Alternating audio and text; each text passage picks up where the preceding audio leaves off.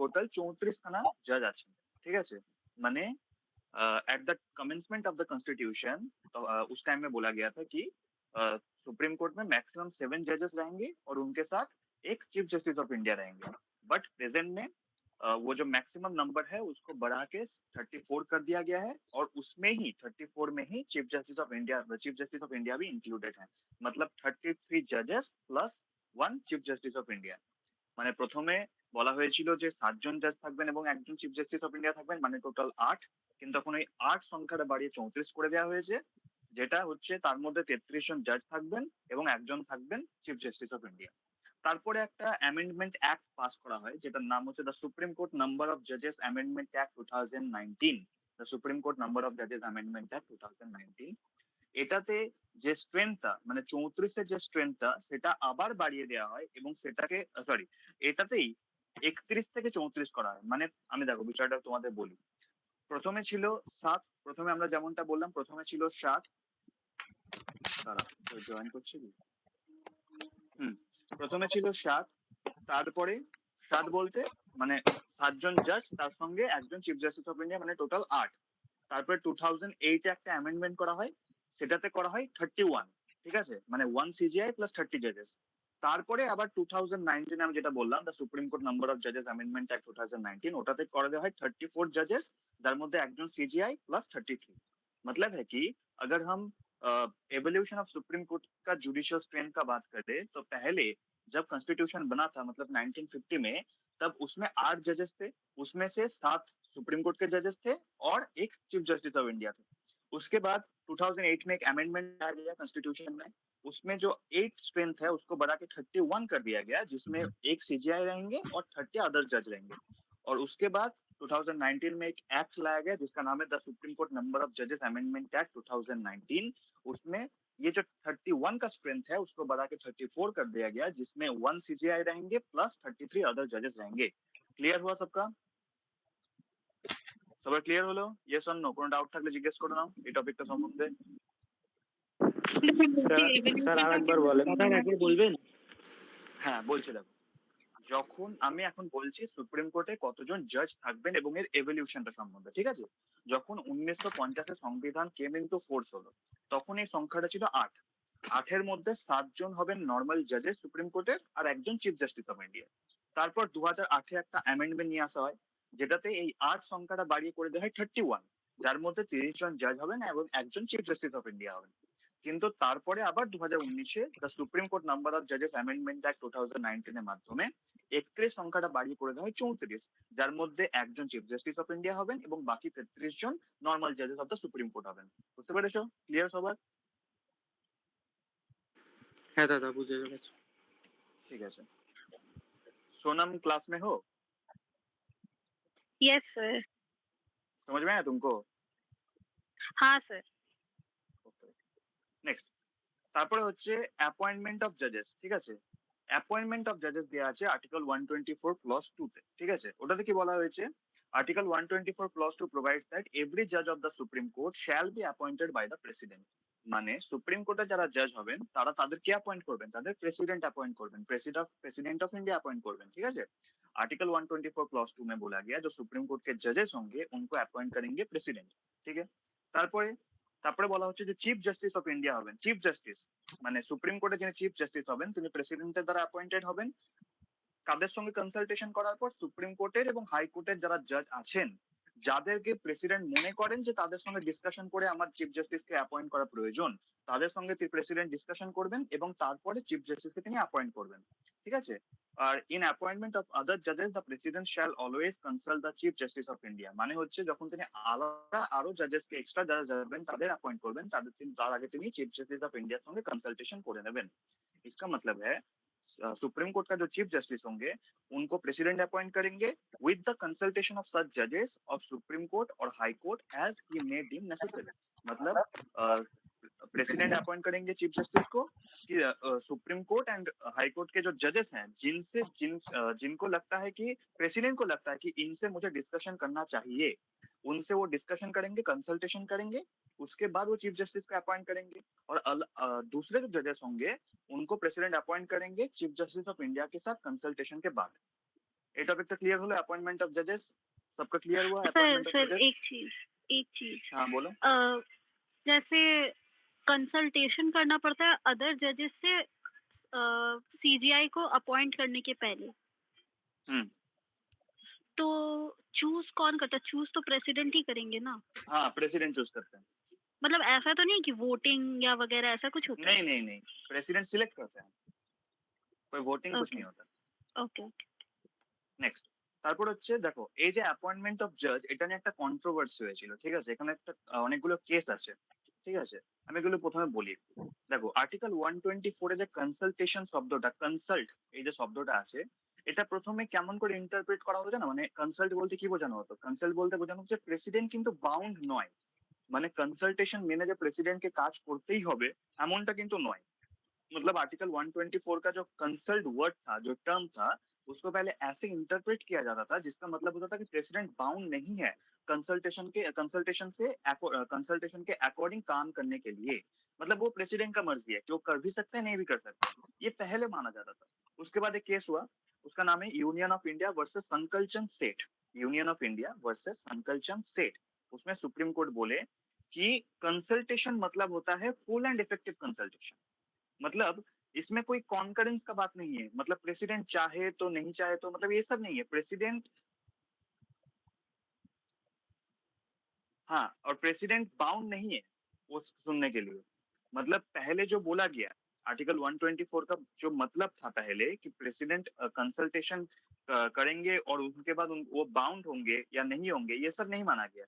संकल्प Union of India versus Sankalchand Sheth में बोला गया कि कंसल्टेशन में प्रेसिडेंट चाहे तो मान भी सकते हैं, नहीं भी मान सकते। ये पहले हुआ Union of India versus Sankalchand Sheth में। मतलब মানে Union of India versus Sankalchand Sheth যে কেসটা হয়েছিল ওটাতে বলা হলো যে কনসালটেশন মানে কিন্তু কনকারেন্স নয়, মানে প্রেসিডেন্ট কিন্তু বাউন্ড নয় ওই কনসালটেশনটা মেনে চলতে। এটা বুঝতে পারলে? এই জায়গাটা বুঝতে পারলে? इतना तक क्लियर हुआ सबका? यस सर यस सर ওকে, মানে এতক্ষণ পর্যন্ত আমরা বুঝলাম যে प्रेसिडेंट कंसल्टेशনের সঙ্গে মানে अकॉर्डेंस তাকে কাজ করতে হবে না। अभी तक हम लोग समझे कि प्रेसिडेंट बाउंड नहीं है उनके अकॉर्डेंस काम करने के लिए। अब उसके बाद एक केस हुआ, उसका नाम है SP Gupta versus Union of India. इसको फेमसली कहा जाता है फर्स्ट जजेस केस। ठीक है, ऐसे 3 जजेस केस मिलेंगे तुमको, फर्स्ट जजेस केस, सेकंड जजेस केस, थर्ड जजेस केस।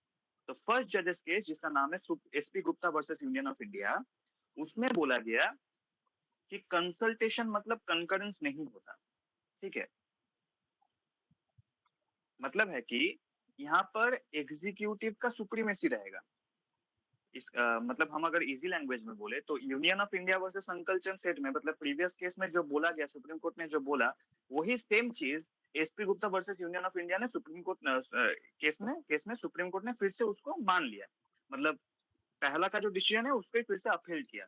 মানে হচ্ছে SP Gupta versus Union of India কেসটাতে সংকলচন্দ সেঠের যে কেসের যে জাজমেন্টটা ছিল সুপ্রিম কোর্ট ওটাই মেনে নিল। ঠিক আছে, মানে হচ্ছে যে এক্সিকিউটিভ প্রাইমেসি থাকবে, প্রেসিডেন্ট চাইলে মানতেও পারেন নাও মানতে পারেন। এখানে মানে এক্সিকিউটিভের একটা প্রাইমেসি থাকবে রাদার দেন जुडिशियल, मतलब जुडिशियल एग्जीक्यूटिव के नीचे आएगा। मतलब एग्जीक्यूटिव चाहे तो जुडिशियल मतलब जो जजेस हैं उनका डिसीजन चाहे मान भी सकते हैं, नहीं भी मान सकते। ये जो संकलचंद सेठ के केस में बोला गया वो सेम चीज SP Gupta versus Union of India case में भी बोला गया, फर्स्ट जजेस केस में बोला गया। अब उसके बाद दूसरा केस हुआ, उसका नाम है SC advocates on record association versus Union of India. इसको सेकंड जजेस केस बोला जाता है। ठीक है, SC advocates on record association versus Union of India second জাজেস কেস। এইটাতে বলা গেল যে আগের যে ডিসিশনটা এসপি গুপ্তার যে ডিসিশনটা সেটাকে ওভাররুল করে দিল সুপ্রিম কোর্ট। ঠিক আছে, তারপর বললো যে সুপ্রিম কোর্টের জাজের যে অ্যাপয়েন্টমেন্টের ব্যাপার, এটাতে কিন্তু সুপ্রিম কোর্টের যারা জাজ এবং চিফ জাস্টিস অফ ইন্ডিয়া তাদেরকে কিন্তু প্রাইমাসি দেওয়া হবে, মানে তাদের কথা মেনে প্রেসিডেন্টকে কাজ করতে হবে। এমনটা নয় যে প্রেসিডেন্ট চাইলে মানতে পারেন, প্রেসিডেন্ট চাইলে না মানতে পারেন, এমনটা ব্যাপার নয়। প্রেসিডেন্টকে চিফ জাস্টিস অফ ইন্ডিয়ার সাথে কনসাল্ট করে এবং আলাদা যে জাজগুলো আছেন সুপ্রিম কোর্ট বা হাইকোর্টের, যাদের সঙ্গে তাকে কনসালটেশন করা জরুরি বলে মনে হয় প্রেসিডেন্টের, তাদের सঙ্গে कंसल्टेशन করেই बाकी जज को अपॉइंट करते হবে। मतलब है कि ये जो दूसरा केस हुआ SC advocates on record association versus Union of India, इसको सेकंड जजेस केस कहा जाता है। उस केस में पहले का जो केस था एसपी गुप्ता का केस, उसको सुप्रीम कोर्ट ने ओवररूल कर दिया। ठीक है, मतलब वॉइड डिक्लेयर कर दिया। उसमें बोला गया कि जजेस का जो अपॉइंटमेंट का मैटर है इसमें जुडिशियरी का सुप्रीमेसी रहेगा। मतलब चीफ जस्टिस ऑफ इंडिया का प्राइमेसी रहेगा। Chief justice of India and अलग जो जजेस हैं उनका बात सुन के ही प्रेसिडेंट को काम करना पड़ेगा।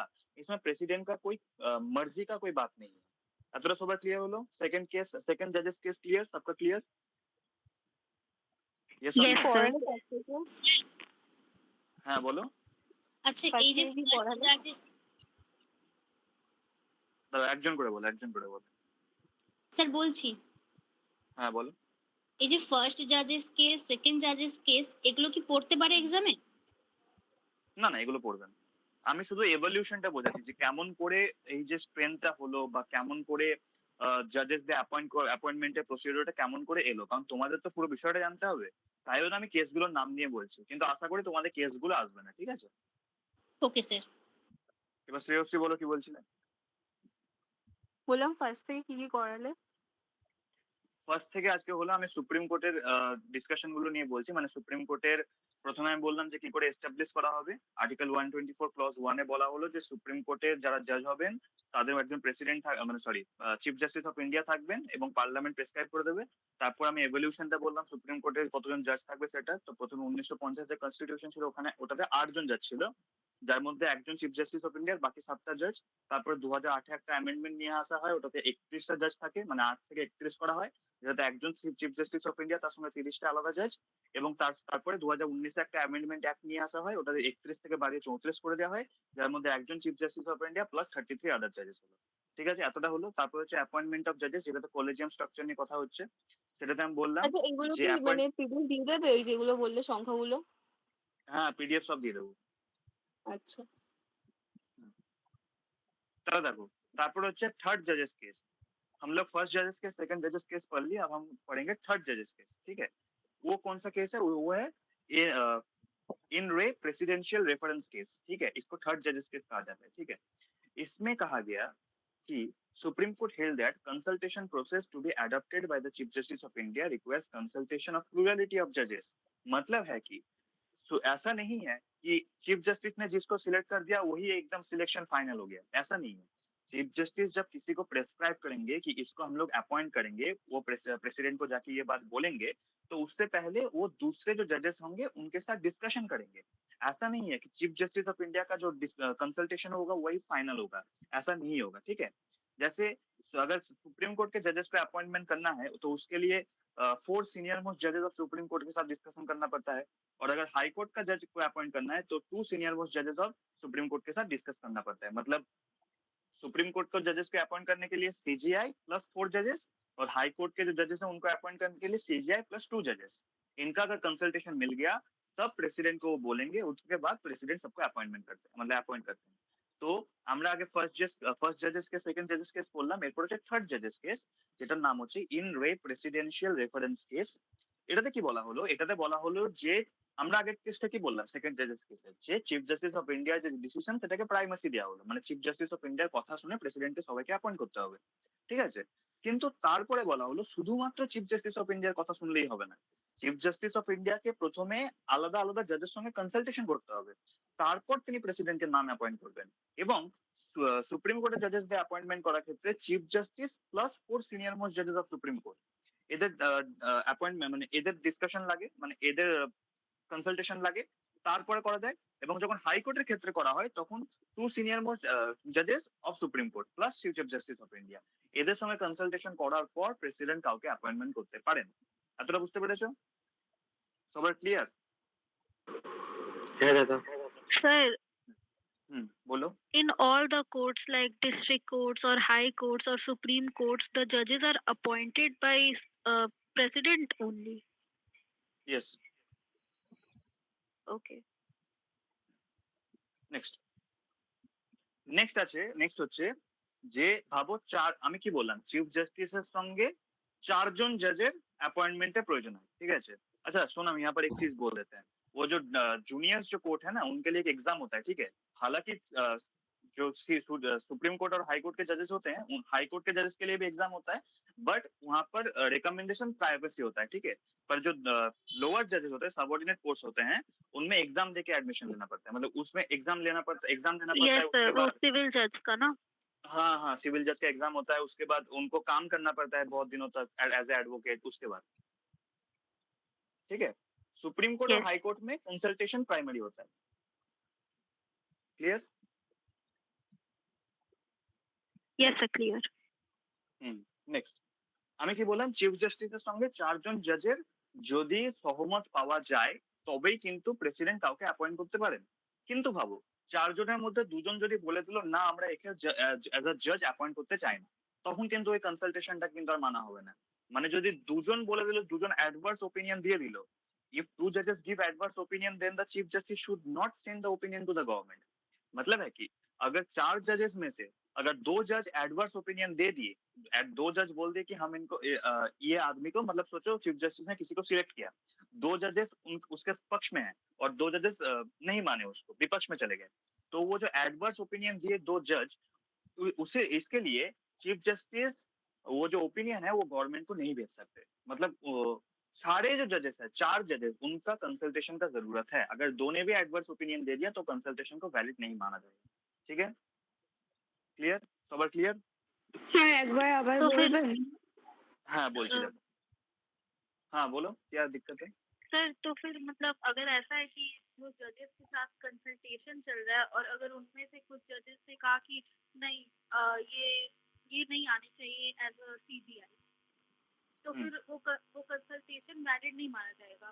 तो फिर तो हम तो ऐसा ही सीजीआई होगा को ना सिलेक्ट नहीं कर रहे, हम तो सीजीआई को सिलेक्ट नहीं कर रहे, हम तो सुप्रीम कोर्ट के जजेस को सिलेक्ट कर रहे हैं। आई थॉट आप बोल रहे हैं सीजीआई को select। नहीं नहीं नहीं, हम चीफ जस्टिस को अभी सिलेक्ट नहीं कर रहे, हम सुप्रीम कोर्ट के जजेस को सिलेक्ट कर रहे हैं। इसलिए मैंने बोला ना, chief justice of India plus 4 जजेस का ओपिनियन लगेगा। चीफ जस्टिस ऑफ इंडिया तो ऑलरेडी सॉरी एग्जिस्टिंग सर। है। हाँ ठीक है। হ্যাঁ, তারপর তফিসা কি বলছিল বলো, আরেকবার বোঝাতে তো। হ্যাঁ আরেকবার একটু বললে হ্যাঁ ভালো হ্যাঁ, হতো। দেখো, মানে হচ্ছে আমি কি বললাম, চিফ জাস্টিস অফ ইন্ডিয়ার সঙ্গে 4 জন জাজের ওপিনিয়ন লাগবে। তুমি এতটা পর্যন্ত বুঝতে পেরেছো তো? হ্যাঁ হ্যাঁ বুঝতে পেরেছি। এবার ভাবো, 4 জনের মধ্যে যদি দুজন অ্যাডভার্স ওপিনিয়ন দিয়ে দিল, মানে দুজন বললো না আমরা ইনাকে অ্যাজ আ জাজ দেখতে চাই না, তখন কিন্তু সেই কনসালটেশনকে মানা হবে না এবং চিফ জাস্টিস এই কনসালটেশনটা গভর্নমেন্টকে পাঠাবেন না। মানে সবার কনসালটেশন লাগবে, মানে সবাই সহমত পোষণ করবেন তবে হবে। দুজন যদি বিপক্ষে ভোট দিয়ে দিল, বিপক্ষে মত দিয়ে দিল, তাহলে কিন্তু হবে না। বুঝতে পেরেছো? হ্যাঁ এবার বুঝতে স্যার পেরেছি। even একজনের মত না থাকলেও তাহলে সেটা ক্যান্সেলড হবে, তাই তো? একজনেরটা হতে পারে, মানে ভাবো 3 জন যদি সহমত পোষণ করলো এবং একজন যদি না করলো, তাহলে সেটা ভ্যালিড মানা যেতে পারে। আচ্ছা। ঠিক আছে, আর মানে আর দুজন হলে হবে না। আচ্ছা, আর হাইকোর্টের ক্ষেত্রে তাহলে দুজনকেই করতে হবে, কারণ ওখানে তো হাইকোর্টে তো অলরেডি দুজন আছে। হ্যাঁ হ্যাঁ। হ্যাঁ, ঠিক আছে। দেখো, তারপরে একটা কমিশন তৈরি করা হলো। প্রথমে একটা অ্যামেন্ডমেন্ট এলো, ঠিক আছে, 99 কনস্টিটিউশন অ্যামেন্ডমেন্ট অ্যাক্ট 2014। দেখো এখন আবার জয়েন করছে সব, এটা শুধরবে না কেউ। হ্যাঁ, দেখো, 99 কনস্টিটিউশন অ্যামেন্ডমেন্ট অ্যাক্ট নিয়ে আসা হলো 2014-তে। সেটাতে কি করা হলো, আর্টিকেল 124 ক্লজ 2, 127 এবং 128 এগুলোকে অ্যামেন্ড করে দেওয়া হলো। এর মাধ্যমে কি বলা হলো, আর্টিকেল 124 ক্লজ 2 এর মাধ্যমে বলা হলো, এভরি জাজ of the supreme court is to be appointed by the president on the recommendation of the national judicial appointments commission. মানে হচ্ছে 99 যে কনস্টিটিউশন অ্যামেন্ডমেন্টটা তৈরি করা হয়েছিল, আনা হয়েছিল, সেটার মাধ্যমে একটা কমিশন তৈরি করা হলো। সেটাকে বলা হয় এনজেএসি কমিশন। এনজেএসি, ঠিক আছে, ওটা মানে হচ্ছে ন্যাশনাল জুডিশিয়াল অ্যাপয়েন্টমেন্টস কমিশন। ওটাতে বলা হলো, যখন প্রেসিডেন্ট কাউকে রেকমেন্ড করবেন টু বিকাম আ জাজ, তার আগে তাকে ন্যাশনাল জুডিশিয়াল অ্যাপয়েंटमेंट्स कमीशনের সঙ্গে कंसल्टेशन করতে হবে। इसका मतलब है हम लोग क्या कहाँ तक पढ़े, थर्ड जजेस केस तक पढ़े। उसके बाद 99th कॉन्स्टिट्यूशनल अमेंडमेंट एक्ट 2014 लाया गया, जिसके द्वारा आर्टिकल 124 क्लॉज 2, 127 एंड 128 इसको अमेंड कर दिया गया। ठीक है, और बोला गया अगर प्रेसिडेंट को किसी को एज अ जज अपॉइंट करना है तो उसके पहले उनको नेशनल जुडिशियल अपॉइंटमेंट कमीशन के साथ डिस्कशन करना पड़ेगा। এতটা পর্যন্ত সবার ক্লিয়ার হলো? মানে এনজেএসি প্রেসিডেন্ট সবার ডিসকাস ক্লিয়ার হলো? করবেন? হ্যাঁ বলো। মানে প্রেসিডেন্ট ডিসকাস করতে হবে প্রেসিডেন্টকে? হ্যাঁ, প্রেসিডেন্ট রেকমেন্ড করার আগে ডিসকাশন করবেন। আচ্ছা। মানে ন্যাশনাল মানে জুডিশিয়াল অ্যাপয়েন্টমেন্ট কমিশন রেকমেন্ড করবে কাউকে, ঠিক আছে। হুম। তারপর মানে আমি আগে কি বলছিলাম, যে chief justice of India recommend করছিল, এবার কি হবে, এবার national judicial appointment commission recommend করবে। মানে জাজ হিসাবে হ্যাঁ, জাজ হওয়ার জন্য। মানে জাজ এখন হওয়ার জন্য এখন সিজিআই এর কাছে আর পাওয়ারটা থাকবে না রেকমেন্ড করার না প্রেসিডেন্টকে। শেষ হয়নি, আমি বলছি আরো, তারপরে কি ও হলো বলতে আচ্ছা। দাও। ঠিক আছে, দেখো তারপরে হলো আরেকটা কেস, সেটা হচ্ছে supreme Court advocates on record association versus Union of India. এটাকে বলা হয় ফোর্থ জাজেস কেস। এই কেসটাতে কি করা হলো? এই কেসটাতে বলা দেওয়া হলো 99 কনস্টিটিউশনাল অ্যামেন্ডমেন্ট অ্যাক্ট এবং এনজেএসি অ্যাক্ট, মানে national judicial appointment commission act, এই দুটো যে অ্যাক্ট এবং কমিশনটা, সেটাকে আনকনস্টিটিউশনাল ডিক্লেয়ার করে দেওয়া হলো। মানে বলা হলো যে এইভাবে কিন্তু জাজকে অ্যাপয়েন্ট করা যাবে না।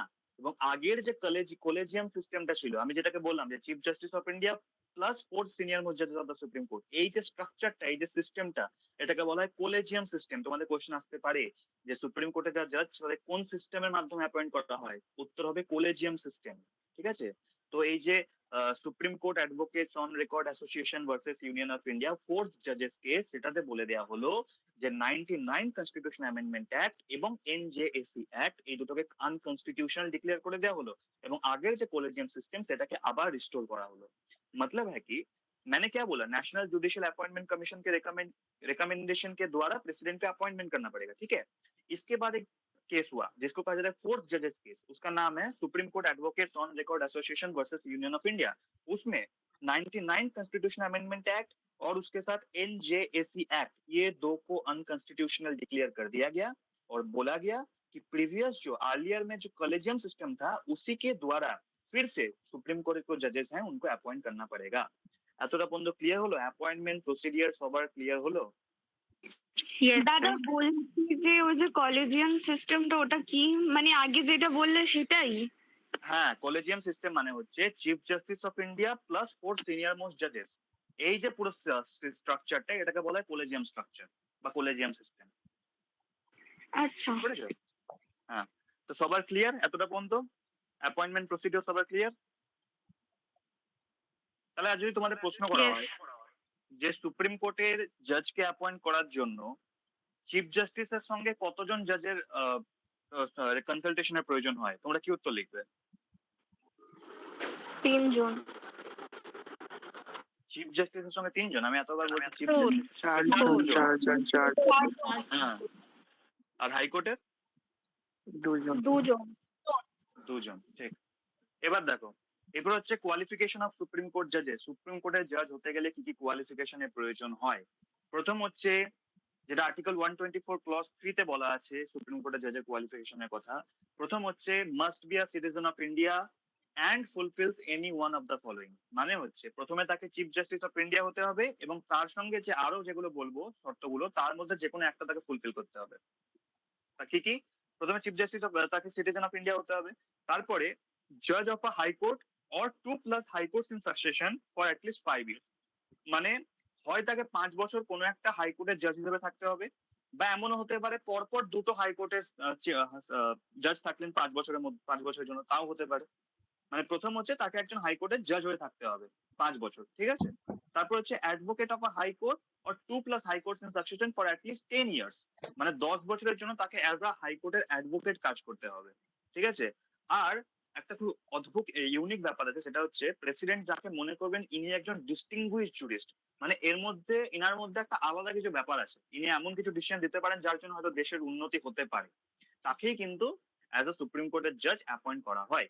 मतलब है कि अगर किसी को सुप्रीम कोर्ट का जज की तरह अपॉइंट होना है तो उसके लिए उनको सिटीजन ऑफ इंडिया होना पड़ेगा। उसके साथ या तो उनको किसी भी हाई कोर्ट का हाई कोर्ट में एज अ जज काम करना पड़ेगा 5 साल के लिए, या तो एडवोकेट की तरह काम करना पड़ेगा किसी भी हाई कोर्ट में 10 साल के लिए।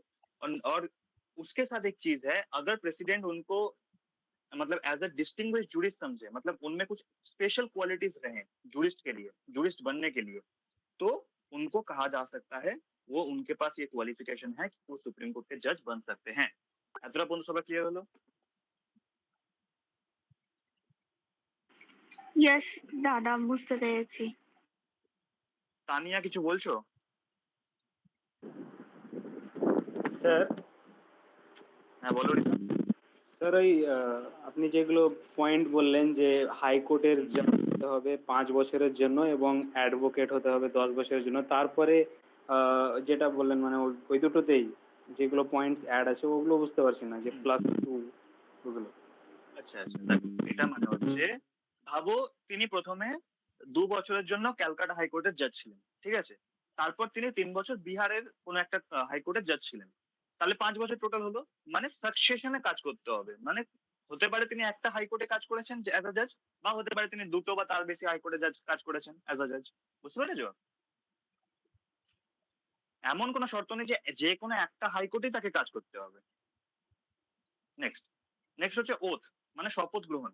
আর্টিকেল 124 ক্লজ 6 এ বলা আছে যে every person appointed to be a জাজ of supreme court shall before he enters upon his office make and subscribe before the president or some other person appointed in that behalf by him an oath or affirmation according to the form set out in third schedule. এটার মানে হচ্ছে article 124 clause 6 এ বলা আছে যখন কোনো person supreme কোর্টের জাজ হিসেবে অ্যাপয়েন্টেড হবেন তার আগে তাকে প্রেসিডেন্টের কাছ থেকে শপথ গ্রহণ করতে হবে, বা প্রেসিডেন্ট যদি অন্য কোনো পার্সনকে অ্যাপয়েন্ট করে দেন তার জায়গায়, তার কাছ থেকে তাকে ওথ বা শপথ গ্রহণ করতে হবে, ওথ বা অ্যাফার্মেশন গ্রহণ করতে হবে, যেমনটা থার্ড শিডিউলে বলা আছে। আমি বলেছিলাম কনস্টিটিউশনে 12টা শিডিউল আছে এবং 12টা শিডিউলের মধ্যে থার্ড শিডিউলে ওথ এবং অ্যাফার্মেশন সম্পর্কে বলা আছে। আমি একটা ইজি ট্রিক দিয়েছিলাম, টিয়ার্স অফ ওল্ড পিএম।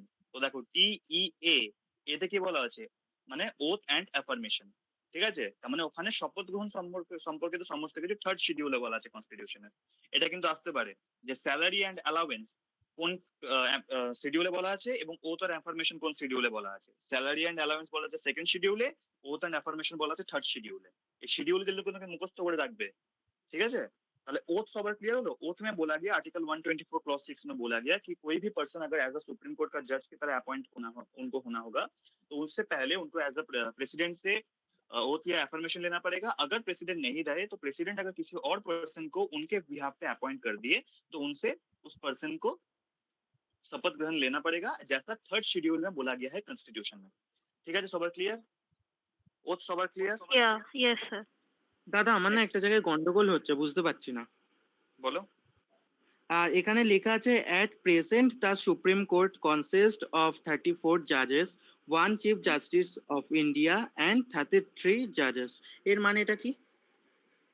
মানে কি বললাম, 2019-এ যে অ্যামেন্ডমেন্টটা নিয়ে আসা হয়েছিল সেটাতে বলা হলো যে জাজ সুপ্রিম কোর্টে 34 জন জাজ থাকবেন। 34 আচ্ছা। জনের মধ্যে একজন হবেন চিফ জাস্টিস অফ ইন্ডিয়া এবং বাকি 33 জন আলাদা জাজ হবেন। বুঝতে পেরেছো? আচ্ছা আচ্ছা, ঠিক আছে। হ্যাঁ। নেক্সট হচ্ছে টেনিওর, রেজিগনেশন, রিমুভাল অফ জাজেস। টেনিওর মানে হচ্ছে কতদিন পর্যন্ত তিনি কাজ করবেন, টার্ম অফ অফিস, ঠিক আছে? তো আর্টিকেল 124 ক্লজ 2 তে বলা হলো জাজেস of supreme court hold the office until he attains the age of 65 years. মানে কোন জাজ যতক্ষণ না পর্যন্ত তার 65 বছর বয়স হচ্ছে ততদিন পর্যন্ত তিনি एज अ जज ऑफ सुप्रीम कोर्ट काज करते पारें। मतलब है आर्टिकल 124 क्लॉज 2 में बोला गया जब तक कोई पर्सन का एज 65 नहीं हो जाता तब तक वो एज अ जज काम कर सकते हैं सुप्रीम कोर्ट में, ठीक है? ये आर्टिकल 124 क्लॉज 2 में बोला गया। তারপর হচ্ছে resignation. A judge of Supreme Court may resign his office by writing under his hand address to the President, Article 124 Clause 2 Subclause A. Article 124 Clause 2 Subclause A তে বলা হলো যে যখন কোন সুপ্রিম কোর্টের জাজ रेजिग्नेशन কাকে দেবেন, প্রেসিডেন্টকে रेजिग्नेशन দেবেন, ঠিক আছে? आर्टिकल 124 क्लॉज 2 सबक्लॉज ए में बोला गया कोई भी सुप्रीम कोर्ट का जो जज होगा वो अपना रेजिग्नेशन लेटर प्रेसिडेंट को देगा। समझ में आया? सब सवाल क्लियर হলো? Yes, sir. Next removal of জাজেস। সুপ্রিম কোর্টের যে জাজ আছেন তাদের রিমুভ কি করে করা যেতে পারে, ঠিক আছে? আর্টিকেল 124 ক্লজ 2 সাবক্লজ বি তে বলা হলো a judge may be removed from his office in the manner provided in article 124 clause 4। মানে আর্টিকেল 124 ক্লজ 2 সাবক্লজ বি তে বলা হলো কোন পারসন কে যদি রিমুভ করতে হয় তা সেটা কোন আর্টিকেল মেনে করতে হবে, আর্টিকেল 124 ক্লজ 4 মেনে করতে হবে। এবং আর্টিকেল 124 ক্লজ 4 এ প্রসিডিওর বলা আছে কি করে একজন সুপ্রিম কোর্টের জাজকে রিমুভ করা যায়। এখানে বলা আছে যে judge of the Supreme Court shall be removed by an order of the President only on the ground of proved misbehavior and incapacity। মানে একজন সুপ্রিম কোর্টের জাজকে প্রেসিডেন্ট রিমুভ করতে পারেন কোন গ্রাউন্ডে? proved misbehavior and incapacity, যদি তিনি কোনো মিসবিহেভিয়ার করে থাকেন বা তিনি ইনক্যাপেবল হয়ে গেছেন কাজ করার জন্য, তাহলে তাকে এই দুটো গ্রাউন্ড উপর रिमूव करते पारें हमारे प्रेसिडेंट ऑफ इंडिया। मतलब आर्टिकल 124 क्लॉज 4 में बोला गया कि अगर किसी जज को रिमूव करना है सुप्रीम कोर्ट का, तो वो प्रेसिडेंट कर सकते हैं। किस ग्राउंड पे? प्रूफ मिसबिहेवियर एंड इनकैपेसिटी, ये दो ग्राउंड में वो रिमूव कर सकते हैं। समझ में आया? सब क्लियर? Yes sir. এবং দাদা বলছি এই ইনক্যাপাসিটিটা একটু ভেঙে বলবে? ইনক্যাপাসিটি মানে হচ্ছে অদক্ষতা, মানে ভাবো তিনি আর ক্যাপেবল নন, ভাবো তার কোনো প্রবলেম হয়ে গেছে, হয়তো হেলথ ইনজুরি হয়ে গেছে কিছু, বা তিনি মেন্টালি তার কোনো প্রবলেম হয়ে গেছে, তখন তিনি ইনক্যাপেবল হয়ে গেলেন না জাজমেন্ট পাস করার জন্য। আচ্ছা আচ্ছা ঠিক আছে, আচ্ছা, বুঝতে গট ইট। পেরেছো? Next procedure. The order of the president can only be passed when it has been addressed to both houses of parliament in the same session. মানে যখন লোকসভা এবং রাজ্যসভা সেশনে থাকবে, তখন প্রেসিডেন্টকে একটা অর্ডার পাস করাতে হবে by both house of parliament with a special majority. আশা করি স্পেশাল মেজরিটি আমাকে আর বলতে হবে না, আগের দিন বলেছি। সবার মনে আছে তো স্পেশাল মেজরিটি? তাহলে তোমাদের রিমুভালটা বুঝতে পারলে? Yes or no? ইয়েস দাদা। হ্যাঁ দাদা। নেক্সট, তারপর একটা অ্যাক্ট আছে যেটা নাম হচ্ছে জাজেস ইনকোয়ারি অ্যাক্ট 1968। এখন বর্তমানে এই যে অ্যাক্টটা জাজেস ইনকোয়ারি অ্যাক্ট 1968 এইটার মাধ্যমে জাজদের রিমুভ করা হয় সুপ্রিম कोर्ट एवं हाई कोर्ट के जज। मतलब एक एक्ट है जिसका नाम है जजेस इंक्वायरी एक्ट 1968। इस एक्ट के द्वारा supreme court and high court के जजेस हैं, जो जजेस हैं उनको रिमूव किया जाता है। তাহলে রিমুভাল অফ জাজেস ক্লিয়ার হলো সবার? সবার রিমুভাল অফ জাজেস ক্লিয়ার হলো? নেক্সট, তারপর হচ্ছে সবথেকে ইম্পর্টেন্ট পার্ট, সুপ্রিম কোর্টের জুরিসডিকশন। ঠিক আছে, সুপ্রিম কোর্টের জুরিসডিকশনকে মেইনলি তিন ভাগে ভাগ করা যায়: অরিজিনাল জুরিসডিকশন, অ্যাপিলেট জুরিসডিকশন এবং অ্যাডভাইজারি জুরিসডিকশন। ঠিক আছে, দেখো আগে আমি বোঝাই জুরিসডিকশন মানে কি। জুরিসডিকশन মানে হলো কোন কোর্ট কোন ধরনের মামলা শুনতে পারবে সেই ক্ষমতা। मतलब है कि जुरिस्डिक्शन मतलब होता है कौन सा कोर्ट किस तरीके का जो केस है वो सुन पाएंगे, वो हेयर कर पाएंगे, उसका प्रोसीडिंग कर पाएंगे, उसका जो पावर है वो होता है जुरिस्डिक्शन। समझ में आया? जुरिस्डिक्शन এটা হলো। এবার जुरिस्डिक्शन तीन तरीके का जुरिस्डिक्शन का बात बोला गया सुप्रीम कोर्ट का। कौन कौन सा? Original jurisdiction, appellate jurisdiction, advisory jurisdiction. ठीक है, ओरिजिनल जुरिस्डिक्शन दिया गया है आर्टिकल 131 में, एपिलेट जुरिस्डिक्शन दिया गया है आर्टिकल 132 से 134 तक एंड 136 में, और एडवाइजरी जुरिस्डिक्शन दिया है आर्टिकल 143 में। हालांकि एडवाइजरी जुरिस्डिक्शन मैंने प्रीवियस क्लास में थोड़ा सा बोला, आज डिटेल में बोलूंगा। तो जुरिस्डिक्शन सबका क्लियर हुआ? जुरिस्डिक्शन माने की, जुरिस्डिक्शन मतलब सबका क्लियर हुआ? হ্যাঁ দাদা। দেখো তাহলে ফার্স্ট হচ্ছে কি অরিজিনাল জুরিসডিকশন। অরিজিনাল জুরিসডিকশন মানে হলো যে কেসটা সুপ্রিম কোর্টে করা হচ্ছে সেটা অলরেডি সুপ্রিম কোর্টের, মানে ওই কেসটা অন্য কোনো কোর্টে যায়নি। মানে এমন সময় অনেক কেস তো এমনি হয় যেটা হাইকোর্ট থেকে সুপ্রিম কোর্টে পাঠানো হয়, তো অরিজিনাল জুরিসডিকশনে কি হচ্ছে ওই কেসটা ডিরেক্টলি সুপ্রিম কোর্টের কাছেই এসছে প্রথমে, মানে ওই কেসগুলো ডিরেক্টলি সুপ্রিম কোর্টের কাছেই যাবে, অন্য কোনো লোয়ার कोर्टेর কাছে যাবে না। ओरिजिनल जुरिस्डिक्शन जो आर्टिकल 131 में दिया गया है उसका मतलब है कुछ स्पेसिफिक केस हैं जो सिर्फ सुप्रीम कोर्ट में ही जाएंगे, किसी दूसरे कोर्ट में नहीं जाएंगे, तो उसका जो पावर है उसको कहा जाता है ओरिजिनल जुरिस्डिक्शन। अब कौन कौन सा डिस्प्यूट, कौन कौन सा केस जाता है सुप्रीम कोर्ट में, कौन केसগুলো সুপ্রিম কোর্টে যায়? তো প্রথম হচ্ছে dispute between government of India and one or more state. আমি যদি এক্সাম্পল দিয়ে বলি, ভাবো সেন্ট্রাল গভর্নমেন্ট বললো যে ওয়েস্ট বেঙ্গলকে এই পার্টিকুলার ট্যাক্সটা দিতে হবে, এবার ওয়েস্ট বেঙ্গল বললো আমরা দেবো না, তখন এই কেসটা যাবে সুপ্রিম কোর্টে। মানে হচ্ছে সেন্ট্রাল গভর্নমেন্টের সাথে যদি এক বা একের বেশি স্টেটের কোনো ধরনের কোনো ডিসপিউট অ্যারাইজ করলো তখন সেই কেসটা যাবে সুप्रीम कोर्ट কাছে। मतलब है कि अगर गवर्नमेंट ऑफ इंडिया के साथ एक या एक से ज्यादा स्टेट का कोई डिस्प्यूट हुआ तो वो केस सुप्रीम कोर्ट के पास जाएगा। ठीक है, नेक्स्ट शर्त হচ্ছে dispute between government of India and any states on one side and one or more other states on other side। এটা মানে হচ্ছে एग्जांपल যদি বোঝায়, সেন্ট্রাল গভর্নমেন্ট প্লাস বিহার দুটো একসঙ্গে মিলে ওয়েস্ট বেঙ্গলের বিরুদ্ধে কোনো কেস করলো, ঠিক আছে, তো এই যে কেসটা সেটাও কিন্তু সুপ্রিম কোর্টের কাছে যাবে। মানে প্রথমে আমি কি বললাম গভর্নমেন্ট ভার্সেস স্টেট, তারপরে আমি বললাম government plus any state versus other state. मतलब है कि अगर सेंट्रल गवर्नमेंट के साथ कोई स्टेट मिलके किसी दूसरे स्टेट के ऊपर केस करे तो वो डिस्प्यूट भी सुप्रीम कोर्ट के पास जाएगा, ঠিক আছে। নেক্সট হচ্ছে dispute between two or more states, মানে ভাবো ওয়েস্ট বেঙ্গল এবং ওড়িশার মধ্যে কোনো ডিসপিউট অ্যারাইজ হলো, তখন সেই কেসটা যাবে সুप्रीम कोर्ट কাছে। मतलब है कि अगर वेस्ट बंगाल और उड़ीसा के बीच मतलब एक स्टेट के साथ दूसरे स्टेट का कुछ डिस्प्यूट हुआ तो वो केस भी किसके पास जाएगा, सुप्रीम कोर्ट के पास जाएगा। मतलब ये 3 ग्राउंड्स के ऊपर जो भी केस होगा वो केस सिर्फ सुप्रीम कोर्ट के पास जाएगा, किसी भी दूसरे लोअर कोर्ट्स के पास नहीं जाएगा, और इसको कहा जाता है ओरिजिनल जुरिसडिक्शन। सवाल clear hello? Yes sir. Sir और एक ये भी तो बोलता है ना कि जैसे वॉयलेशन ऑफ फंडामेंटल राइट्स वो भी सुप्रीम कोर्ट के पास जाता है। हाँ हाँ, वो तो कॉन्स्टिट्यूशनल रेट के अंदर मतलब हेल्प से तुम जा सकते हो, ओके सर। पर फंडामेंटल राइट के ब्रीच के लिए तुम हाई कोर्ट के पास भी जा सकते हो आर्टिकल 226 के अंडर में, ठीक है। तो इसीलिए इसको ओरिजिनल जुरिसडिक्शन में नॉर्मली नहीं रखा जाता, समझ में आया? ओरिजिनल जुरिसडिक्शन में वही केस रहेगा जिसके लिए तुमको डायरेक्टली सुप्रीम कोर्ट के पास ही जाना पड़ेगा, किसी दूसरे कोर्ट के पास तुम नहीं जा सकते। Next, okay sir, got it. Next exclusion of original jurisdiction, মানে কিছু সার্কামস্টেন্সেস আছে যেখানে এই অরিজিনাল জুরিসডিকশনের কথা মানা হয় না। প্রথম হচ্ছে যে শুধুমাত্র ডিসপিউট হলেই হবে না, কিন্তু ওখানে একটা কোয়েশ্চেন অফ ল থাকতে হবে বা কোয়েশ্চেন অফ ফ্যাক্ট থাকতে হবে এবং একটা লিগ্যাল রাইট তার সঙ্গে জড়িত থাকতে হবে। মানে হচ্ছে ওই যে কেসটা তার মধ্যে কোনো লিগ্যাল राइट যেন एडेड থাকে, বুঝতে পেরেছো? मतलब सिर्फ झगड़ा होने से सिर्फ डिस्प्यूट होने से नहीं होगा, वो जो डिस्प्यूट है उसमें कुछ लीगल राइट का वायलेशन भी होना चाहिए, कुछ लीगल राइट का मतलब चीज भी उसमें होना चाहिए, तो ही वो केस सुप्रीम कोर्ट के पास जाएगा। अगर नहीं रहा वो लीगल राइट का चीज, लीगल राइट नहीं रहा उसमें कुछ, मतलब ऐसा कुछ नहीं रहा जिससे लॉ का वायलेशन हुआ, तो नहीं जा सकता। আরেকটা হচ্ছে হ্যাঁ, আর দুটো হবে সরি। তো এটা হচ্ছে প্রথম হচ্ছে কনস্টিটিউশন তৈরি হওয়ার আগে যদি কোনো ট্রিটি বা এগ্রিমেন্ট নিয়ে কোনো ধরনের কোনো ডিসপিউট অ্যারাইজ করে তাহলে সেই কথা কিন্তু তাহলে সেই কেস কিন্তু सुप्रीम कोर्ट শুনবে না। माने कॉन्स्टिट्यूशन केम इनटू फोर्स होने से पहले अगर कोई ट्रीटी एग्रीमेंट कुछ है तो उसके लिए कॉन्स्टिट्यूशन मतलब सुप्रीम कोर्ट वो केस नहीं लेता, मतलब सुप्रीम कोर्ट वो केस नहीं सुनता, ठीक है।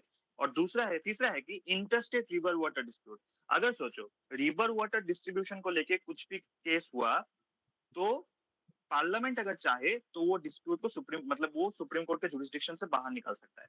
মানে হচ্ছে স্টেট রিভার ওয়াটার ডিস্ট্রিবিউশন নিয়ে যদি কোনো কেস হয় এবং পার্লামেন্ট যদি চায় তাহলে পার্লামেন্ট সেই জুরিসডিকশনটা বাদ দিতে পারে সুপ্রিম কোর্টের, মানে সেই ধরনের কেস সুপ্রিম কোর্টের কাছে যাবে না। মানে ভাবো ওড়িশা এবং ওয়েস্ট বেঙ্গলের মধ্যে রিভার ওয়াটার ডিস্ট্রিবিউশন নিয়ে কোনো ধরনের কোনো ডিসপিউট অ্যারাইজ করলো, তাহলে সেই ধরনের কিছু এবার পার্লামেন্ট চাইলো যে না এই কেসটা আমরা সুপ্রিম কোর্টে পাঠাতে চাই না, তাহলে কিন্তু তাহলে কি হতে পারে, তাহলে ওইটা জুরিসডিকশনটা রিডিউস করা যেতে পারে সুপ্রিম কোর্টে, ওই কেস যাবে না সুপ্রিম कोर्टे। क्लियर सवाल ओरिजिनल जुरिसडिक्शन? सर सो अगर ऐसा डिस्प्यूट होता है तो फिर ये केस कहाँ जाएगा? ये केस पार्लियामेंट से पहले डिस्कशन करना पड़ता है, ठीक है। वो केस के वो गवर्नमेंट के जो रिप्रेजेंटेटिव्स रहेंगे वो पार्लियामेंट से जाके पहले डिस्कशन करेंगे, उसके बाद जो हुआ उसको लेके प्रेसिडेंट से बात होगा, उसके बाद बाकी काम होगा। समझ में? Okay, yes sir. नेक्स्ट হচ্ছে অ্যাপিলেট জুরিসডিকশন। অ্যাপিলেট জুরিসডিকশনে মেইনলি চারটা জিনিস পড়ে, ঠিক আছে। প্রথম হচ্ছে কনস্টিটিউশনাল ম্যাটার্স, আর্টিকেল 132, এটা কিন্তু খুব ইম্পর্টেন্ট, ঠিক আছে। এটা মানে হচ্ছে ভাবো কোনো কেস হলো যেটাতে কনস্টিটিউশনের ইন্টারপ্রিটেশন সম্বন্ধে কোনো কোশ্চেন হলো এবং হাইকোর্ট এটাকে সার্টিফিকেট দিয়ে দিল যে এই কেসটা সুপ্রিম কোর্টে যাওয়া উচিত। দেখো অ্যাপিলেট জুরিসডিকশনে মেইনলি কি হয় জানো তো, যে কেসটাকে হাইকোর্টের কাছে গেছে এবং হাইকোর্ট সার্টিফিকেট দিয়েছে যে মানে সার্টিফিকেট দিয়েছে বলতে হাইকোর্ট বলেছে যে এই কেসটা সুপ্রিম কোর্টে যাওয়া উচিত, তখন সেই কেসগুলো যদি সুप्रीम कोर्टे जाए সেই কেসগুলোকে অ্যাপিলেট জুরিসডিকশনের মধ্যে ऐड করা হয়। मतलब है कि एपीलेट जुरिसडिक्शन में वही केस जाता है जो पहले हाई कोर्ट के पास गया है, और हाई कोर्ट अगर बोले कि ये केस हमारे पास नहीं है, इसको मतलब कुछ क्या बोले उसको डिसीजन देने का पावर, तो आप सुप्रीम कोर्ट के पास जाइए। तो वो सब जो केस है वो एपीलेट जुरिसडिक्शन में आता है, ठीक है। तो फर्स्ट है कॉन्स्टिट्यूशनल मैटर्स, मतलब है कि अगर कॉन्स्टिट्यूशन को इंटरप्रेट करने के लिए कुछ केस आया तो वो केस अगर हाई कोर्ट ने बोल दिया कि ये केस सुप्रीम कोर्ट के पास जाना चाहिए तो वो होगा सुप्रीम कोर्ट के पास अपील किया जा सकता है। मतलब सोचो अगर हाई कोर्ट के पास एक क्वेश्चन आया कि आर्टिकल 19 का मतलब क्या होता है, ठीक है। बहुत सारे केस हम लोग को क्या पता है, आर्टिकल कॉन्स्टिट्यूशन के जो आर्टिकल्स है उनको इंटरप्रेट करते हैं सुप्रीम कोर्ट। जैसे आर्टिकल 21 मैंने बोला था फंडामेंटल राइट्स पढ़ाते हुए कि आर्टिकल 21 में बोला गया था कि पहले राइट टू लिबर्टी के अंदर बस फिजिकल बॉडी आता है, ठीक है, उसके बाद उसको इंटरप्रेट किया गया, उसके बाद उसको उसमें ह्यूमन डिग्निटी को ऐड किया गया। तो ये सब जो इंटरप्रेट का मामला होता है, ये सब सुप्रीम कोर्ट के पास जाता है, हाई कोर्ट के पास नहीं जाता। और मतलब हाई कोर्ट के पास जाता है, हाई कोर्ट उसको सुप्रीम कोर्ट के पास भेजता है। মানে হচ্ছে কনস্টিটিউশনকে ইন্টারপ্রেট করার কোনো বিষয় যদি কেস হাইকোর্টের কাছে যায়, তখন হাইকোর্ট কি বলবে? হাইকোর্ট বলবে ওটা সুপ্রিম কোর্টের কাছে পাঠিয়ে দেবে, ঠিক আছে? মানে ভাবো কোনো একটা পার্টিকুলার কনস্টিটিউশনাল আর্টিকেলকে ইন্টারপ্রেট করার ব্যাপারে কোনো একটা কেস হলো যেটা হাইকোর্টের কাছে গেছে, তখন হাইকোর্ট কি করবে? হাইকোর্টের কেসটা সুপ্রিম কোর্টে পাঠিয়ে দেবে। তাহলে প্রথমটা বুঝতে পারলে কনস্টিটিউশনাল ম্যাটার্স নিয়ে? सबका क्लियर हुआ? Yes sir.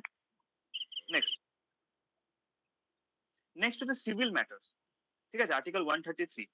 সিভিলের মধ্যে কি কি পড়ে? প্রপার্টি সম্বন্ধে যে কেসগুলো হয়, মানি সম্বন্ধে যে কেসগুলো হয়, কন্ট্রাক্ট সম্বন্ধে যে কেসগুলো হয়, ফ্যামিলি সম্বন্ধে যে কেসগুলো হয়, জমি সম্বন্ধে, ল্যান্ড সম্বন্ধে যে কেসগুলো হয়, সেগুলো সিভিল কেসের মধ্যে পড়ে, ঠিক আছে? তারপরে এবং কখন অ্যাপ্লাই? বললে হ্যাঁ বলো, বুঝতে পারলাম না। আর্টিকেল কত বললে? 133? আচ্ছা আচ্ছা, আর্টিকেল 133। ওকে, আর তার আগেরটা কনস্টিটিউশনাল ম্যাটারটা? 132। আচ্ছা, ঠিক আছে। দেখো, প্রথম হচ্ছে যদি কোনো কেসে কোনো সাবস্ট্যান্সিয়াল কোয়েশ্চেন অফ ল থাকে যেটা জেনারেল ইম্পর্টেন্সের হবে, মানে হচ্ছে বিষয়টা এমন নয় যেটা শুধুমাত্র একজনের সমস্যা, এটা এমন একটা কেস হয়েছে যেটার দ্বারা অনেকগুলো মানুষ প্রভাবিত হবে, ঠিক আছে? তো ওই সম্বন্ধীয় সমস্ত কেস যাবে সুপ্রিম কোর্টের কাছে, ঠিক আছে? এবার যদি হাইকোর্ট মনে করে যে এই বিষয়টাই সুপ্রিম কোর্টের ডিসিশন ফাইনাল হওয়া উচিত, তখন সেই কেসটা কার কাছে চলে যায়? তখন সেই কেসটা চলে যাবে सुप्रीम कोर्ट के काছে। मतलब है कि अगर कोई क्वेश्चन है, मतलब ऐसा कुछ केस अराइज हुआ जिसमें substantial question of law general importance है, मतलब ऐसा कुछ केस हुआ जिसमें एक इंसान का कुछ प्रॉब्लम नहीं होगा, उस केस के द्वारा बहुत सारे लोगों के ऊपर एक इम्पैक्ट पड़ेगा, और हाई कोर्ट अगर कहे कि ये केस सुप्रीम कोर्ट के पास जाना चाहिए, तो वो केस क्या होगा? वो केस सुप्रीम कोर्ट को भेज दिया जाएगा। ये है जुरिसडिक्शन इन सिविल मैटर्स। সবাই বুঝতে পারলে? ক্লিয়ার সবার? Yes sir. Next, jurisdiction in criminal matters, article 134। এটাতে তিন ভাবে অ্যাপিল করা যেতে পারে সুপ্রিম কোর্টের কাছে। কি কি?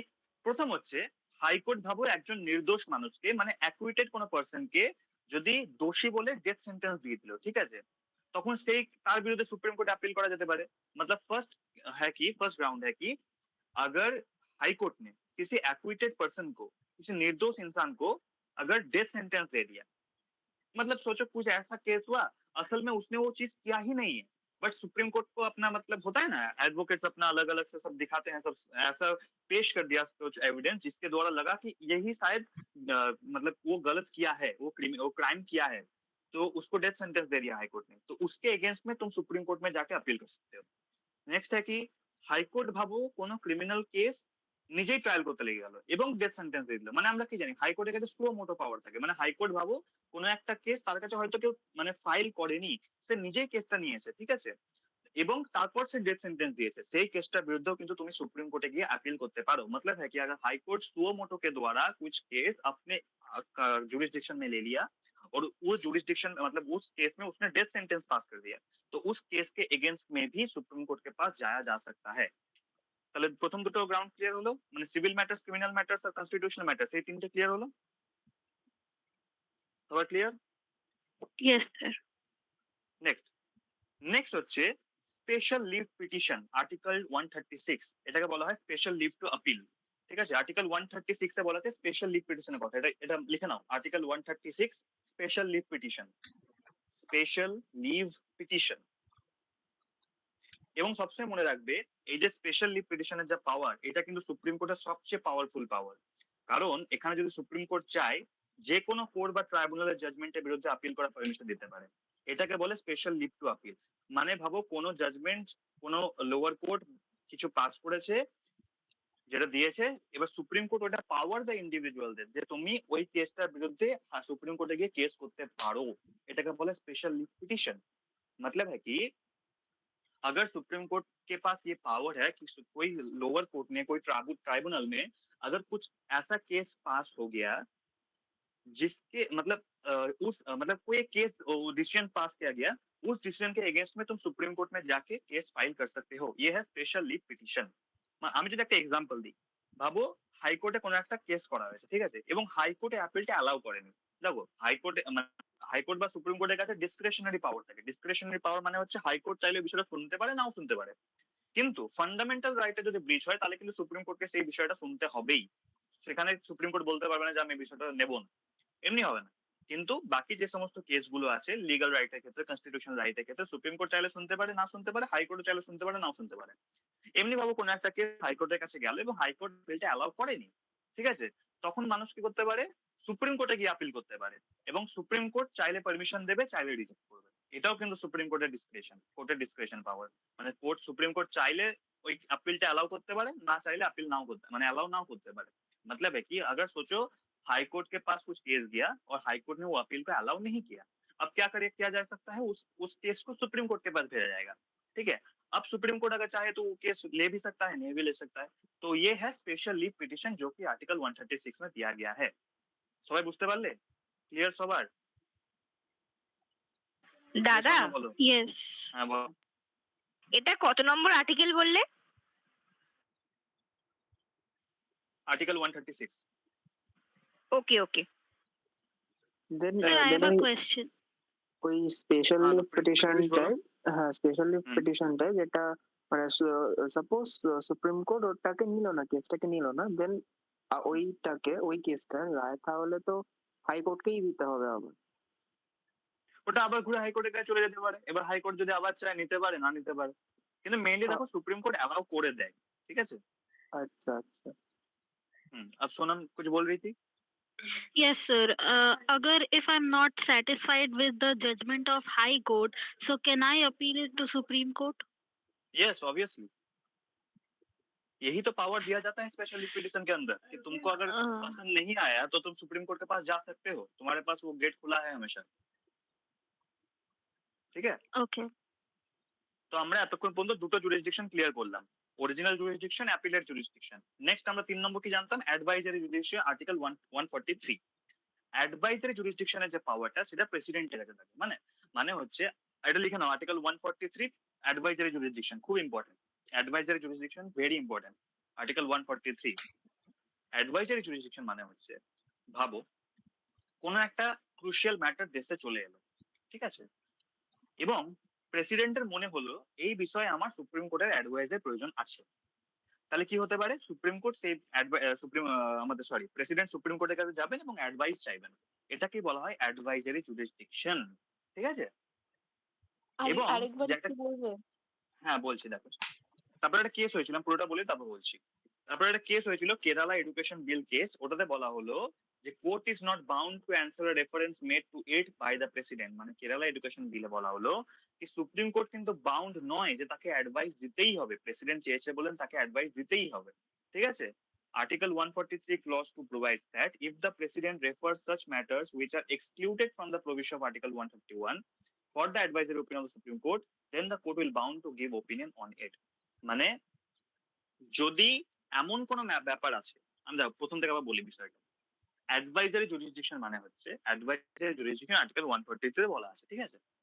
এখানে মানে হচ্ছে, ভাবো কোন একটা কেস অ্যারাইজ করলো দেশের মধ্যে, কোন একটা ডিসপিউট অ্যারাইজ করলো যেটাতে একটা question of law or fact আছে, মানে একটা লিগ্যাল রাইট সম্বন্ধে কিছু ব্যাপার ওটার মধ্যে আছে। তখন প্রেসিডেন্ট কি করতে পারেন, প্রেসিডেন্ট গিয়ে সুপ্রিম কোর্টের কাছে অ্যাডভাইস চাইতে পারেন যে এই বিষয়টা সম্বন্ধে আপনার কি মতামত, আপনি একটু বলুন। সুপ্রিম কোর্টকে গিয়ে প্রেসিডেন্ট বললো, ঠিক আছে। তখন এই যে অ্যাডভাইস দেওয়ার ক্ষমতাটা, এটাকে বলা হয় অ্যাডভাইজারি জুরিসডিকশন। এতটা ক্লিয়ার হলো? এতটা বুঝতে পারলে? क्लियर? হ্যাঁ দাদা। देखो तो एडवाइजरी जुडिशल मतलब होता है, एडवाइजरी जुडिशल आर्टिकल 143 में बोला गया है, उसमें है कि अगर कि देश में कोई भी ऐसा डिस्प्यूट अराइज हुआ जिसमें क्वेश्चन ऑफ लॉ और फैक्ट है, ठीक है, तो प्रेसिडेंट अगर चाहे तो सुप्रीम कोर्ट के पास जाके एडवाइस मांग सकते हैं। इसको कहा जाता है एडवाइजरी जुडिशल। उसके बाद एक केस हुआ जिसका नाम है केरला एडुकेशन बिल केस। उसमें बोला गया कि सुप्रीम कोर्ट बाउंड नहीं है कि उसको एडवाइस देना ही पड़ेगा, वो चाहे तो दे सकता है, नहीं तो नहीं दे सकता, ये है, ठीक है। पर अगर ऐसा कुछ केस है जो किसी इंटरनेशनल ट्रीटी या एग्रीमेंट को लेके है, प्री कॉन्स्टिट्यूशनल ट्रीटी एग्रीमेंट को लेके है, तो सुप्रीम कोर्ट को एडवाइस देना ही पड़ेगा। सुप्रीम कोर्ट तब नहीं बोल सकता कि हम एडवाइस नहीं देंगे। अगर प्री कॉन्स्टिट्यूशनल ट्रीटी एग्रीमेंट ये सब को लेके कुछ है तो सुप्रीम कोर्ट को एडवाइस देना ही पड़ेगा, ठीक है। और ये नहीं है कि प्रेसिडेंट को वो एडवाइस मानना ही पड़ेगा। प्रेसिडेंट चाहे तो मान सकते हैं, नहीं चाहे तो मान नहीं भी सकते हैं। कुछ वहाँ पर मतलब कुछ बाइंडिंग नेचर का ये सब कुछ नहीं है। ঠিক আছে? এগুলো তোমাদের অত মনে রাখার দরকার নেই। তোমরা শুধু মনে রাখো অ্যাডভাইজারি জুরিসডিকশন মানে কি আর কোন আর্টিকেলে দেয়া আছে তাহলেই হবে। বুঝতে পেরেছো? সবাই ক্লিয়ার তাহলে? আচ্ছা মানে কি এটা তিনটে একটু Yes, মানে sir. একটু বলবো? অ্যাডভাইজারি জুরিসডিকশন মানে হচ্ছে ভাবো এমন কোনো ডিসপিউট অ্যারাইজ করলো যেটাতে একটা কোয়েশ্চেন অফ ল ফ্যাক্ট আছে, ঠিক আছে? মানে কোনো লিগ্যাল রাইট সম্বন্ধীয় কোনো একটা কেস হলো এবং প্রেসিডেন্টের মনে হলো এই ক্রুশিয়াল ম্যাটারটা সম্বন্ধে আমার সুপ্রিম কোর্টের অ্যাডভাইসের প্রয়োজন আছে। তো এবার প্রেসিডেন্ট কি করবেন? এবার প্রেসিডেন্ট গিয়ে সুপ্রিম কোর্টের কাছে অ্যাডভাইস চাইবেন, ঠিক আছে? এবং সুপ্রিম কোর্ট যদি চায় তো সেই বিষয়টা অ্যাডভাইস দেবেন যতক্ষণ না পর্যন্ত ওই যে ডিসপিউটটা ওটা হাইলি পলিটিক্যাল হয় বা ইনঅ্যাপ্রোপ্রিয়েট হয়। হাইলি পলিটিক্যাল বা ইনঅ্যাপ্রোপ্রিয়েট হলে কিন্তু সুপ্রিম কোর্ট অ্যাডভাইস দেয় না। ঠিক আছে? বুঝতে পেরেছো? মানে অ্যাডভাইজারি জুরিসডিকশন মানে হচ্ছে প্রেসিডেন্টের কাছে পাওয়ার আছে, প্রেসিডেন্ট অ্যাডভাইস চাইতে পারেন সুপ্রিম কোর্টে। আচ্ছা আচ্ছা ঠিক আছে। নেক্সট নেক্সট হচ্ছে আমরা তাহলে জুরিসডিকশন কমপ্লিট করলাম, তিনটা জুরিসডিকশন আমরা কমপ্লিট করলাম, অরিজিনাল, অ্যাপিলেট, অ্যাডভাইজারি। এবার হচ্ছে supreme court to be court of record, article 129 court of record. এটা মানে আর্টিকেল 129 এ বলা আছে supreme court shall be a court of record and shall have powers of such a court including the power to punish for its contempt। এটা মানে হচ্ছে court of রেকর্ডের মধ্যে কি কি পড়ে? প্রথম হচ্ছে সুপ্রিম কোর্টের সব জাজমেন্ট পার্মানেন্ট রেকর্ড হিসেবে থাকবে ভবিষ্যতে কোনো ধরনের কোনো এভিডেন্সের জন্য। মানে যে সমস্ত প্রসিডিংস গুলো সুপ্রিম কোর্টে হবে এবং জাজমেন্ট গুলো যেগুলো সুপ্রিম কোর্ট পাস করবে সেগুলো সব কিন্তু রেকর্ডেড থাকে, ঠিক আছে? সেগুলো সব কিন্তু দেখবে, এমনি তোমরা দেখবে যে এআইবি না সরি এআইআর এর যে সমস্ত বইগুলো দেখবে পাস হয়, ঠিক আছে? সুপ্রিম কোর্টে এক বছরে ভাবো এআইআর 2026 মানে এই বছরে কি কি হয়েছে, ঠিক আছে? ওই পুরো একটা বান্ডেল দেখবে, একটা বই পেশ করে সুপ্রিম কোর্ট, হাই কোর্ট সবে, ঠিক আছে? তো ওই জন্য ওটাকে বলা হয় কোর্ট অফ রেকর্ড, মানে ওটা রেকর্ডেড আছে জাজমেন্ট গুলো সম্বন্ধে। তো এটাতে বলা হলো আর্টিকেল 129 এ বলা হলো supreme court shall be a court of record, মানে সুপ্রিম কোর্ট একটা কোর্ট অফ রেকর্ড হবে এবং যে সমস্ত বিষয়গুলো হবে, প্রসিডিংস গুলো হবে, সেগুলো সুप्रीम कोर्ट रिकॉर्ड করে রাখবে फॉर फ्यूचर एविडेंस। मतलब है कि कोर्ट ऑफ रिकॉर्ड जो आर्टिकल 129 में बोला गया उसका मतलब होता है कि सुप्रीम कोर्ट में जो सुप्रीम कोर्ट में जो प्रोसीडिंग्स होगा सुप्रीम कोर्ट वो सब फ्यूचर एविडेंस के लिए रिकॉर्ड करके रखेगा। इसी को कोर्ट ऑफ रिकॉर्ड कहा जाता है। और दूसरा चीज है अगर सुप्रीम कोर्ट का कंटेम्प्ट हुआ मतलब अगर सोचो कोई किसी जज को कुछ उल्टा सीधा बोल दिया, डिसरेस्पेक्ट कर दिया, कंटेम्प्ट का मतलब डिसरेस्पेक्ट करना, ठीक है? अगर डिसरेस्पेक्ट कर दिया तो उसको कहा जाता है कंटेम्प्ट ऑफ कोर्ट, ठीक है? तो कंटेम्प्ट ऑफ कोर्ट का केस सुप्रीम कोर्ट में लिया जा सकता है और सुप्रीम कोर्ट चाहे तो उसको पनिश कर सकते हैं।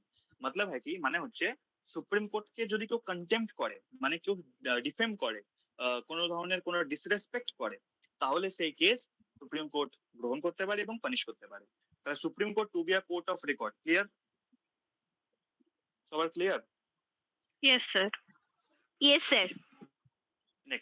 নেক্সট হচ্ছে law declared by supreme court to be binding on all courts, article 141। Article 141 এ বলা হলো সুপ্রিম কোর্ট যে সমস্ত ডিসিশন গুলো দেবে সেই সমস্ত ডিসিশন যে সমস্ত অধস্তন কোর্ট গুলো আছে মানে lower court, subordinate court, tribunal যা আছে সেগুলো কিন্তু সুপ্রিম কোর্টকে মেনে চলতে হবে, মানে সরি সেগুলো কিন্তু লোয়ার কোর্ট গুলোকে মেনে চলতে হবে। मतलब है कि सुप्रीम कोर्ट जो जो डिसीजन देगा वो सब डिसीजन मान के चलना पड़ेगा लोअर कोर्ट्स को।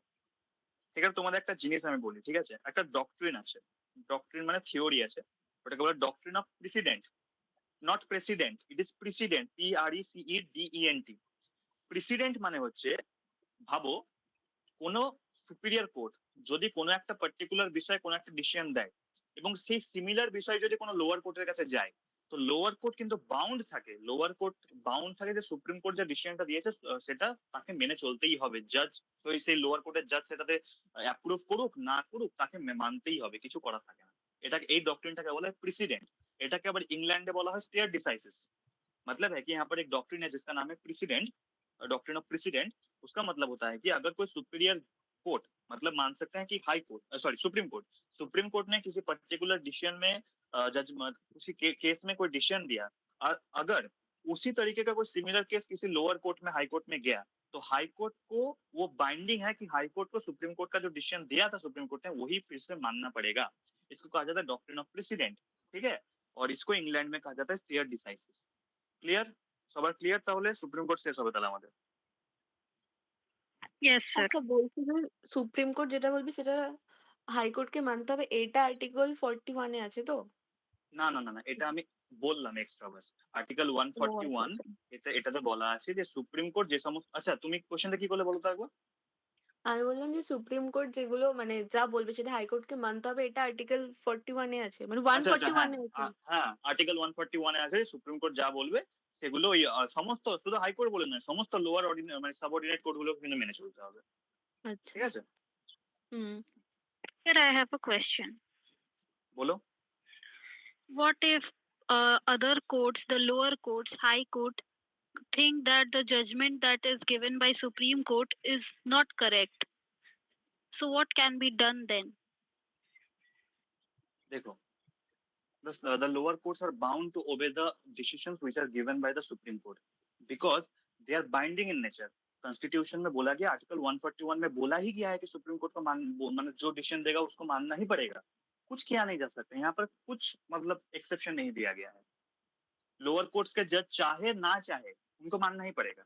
अब वो चाहे तो फिर से सुप्रीम कोर्ट में जाके बोल सकते कि आपका ये डिसीजन एक बार फिर से रीवेरीफाई कीजिए, या अगर सोचो कोई ऐसा केस हुआ, सिमिलर केस, ठीक है, हाईकोर्ट ने डिसीजन नहीं दिया, हाईकोर्ट चाहे तो अपील ले सकता है, नहीं ले सकता, ये हाईकोर्ट का डिस्क्रिशनरी पावर है, ठीक है। हाईकोर्ट ने वो केस सुप्रीम कोर्ट को भेज दिया। अब सुप्रीम कोर्ट कर सकता है क्या? सुप्रीम कोर्ट चाहे तो प्रीवियस जजमेंट को फिर से रीवेरीफाई कर सकता है। ये पावर बस सुप्रीम कोर्ट का पास है कि सुप्रीम कोर्ट अपना पुराना जजमेंट को चेंज कर सकता है, वॉइड डिक्लेयर कर सकता है, अनकॉन्स्टिट्यूशनल डिक्लेयर कर सकता है। कोई भी लोअर कोर्ट नहीं कर सकता, लोअर कोर्ट को मान के चलना ही पड़ेगा, यहाँ पर कुछ एक्सेप्शन नहीं दिए गए। समझ में आया? Okay, sir.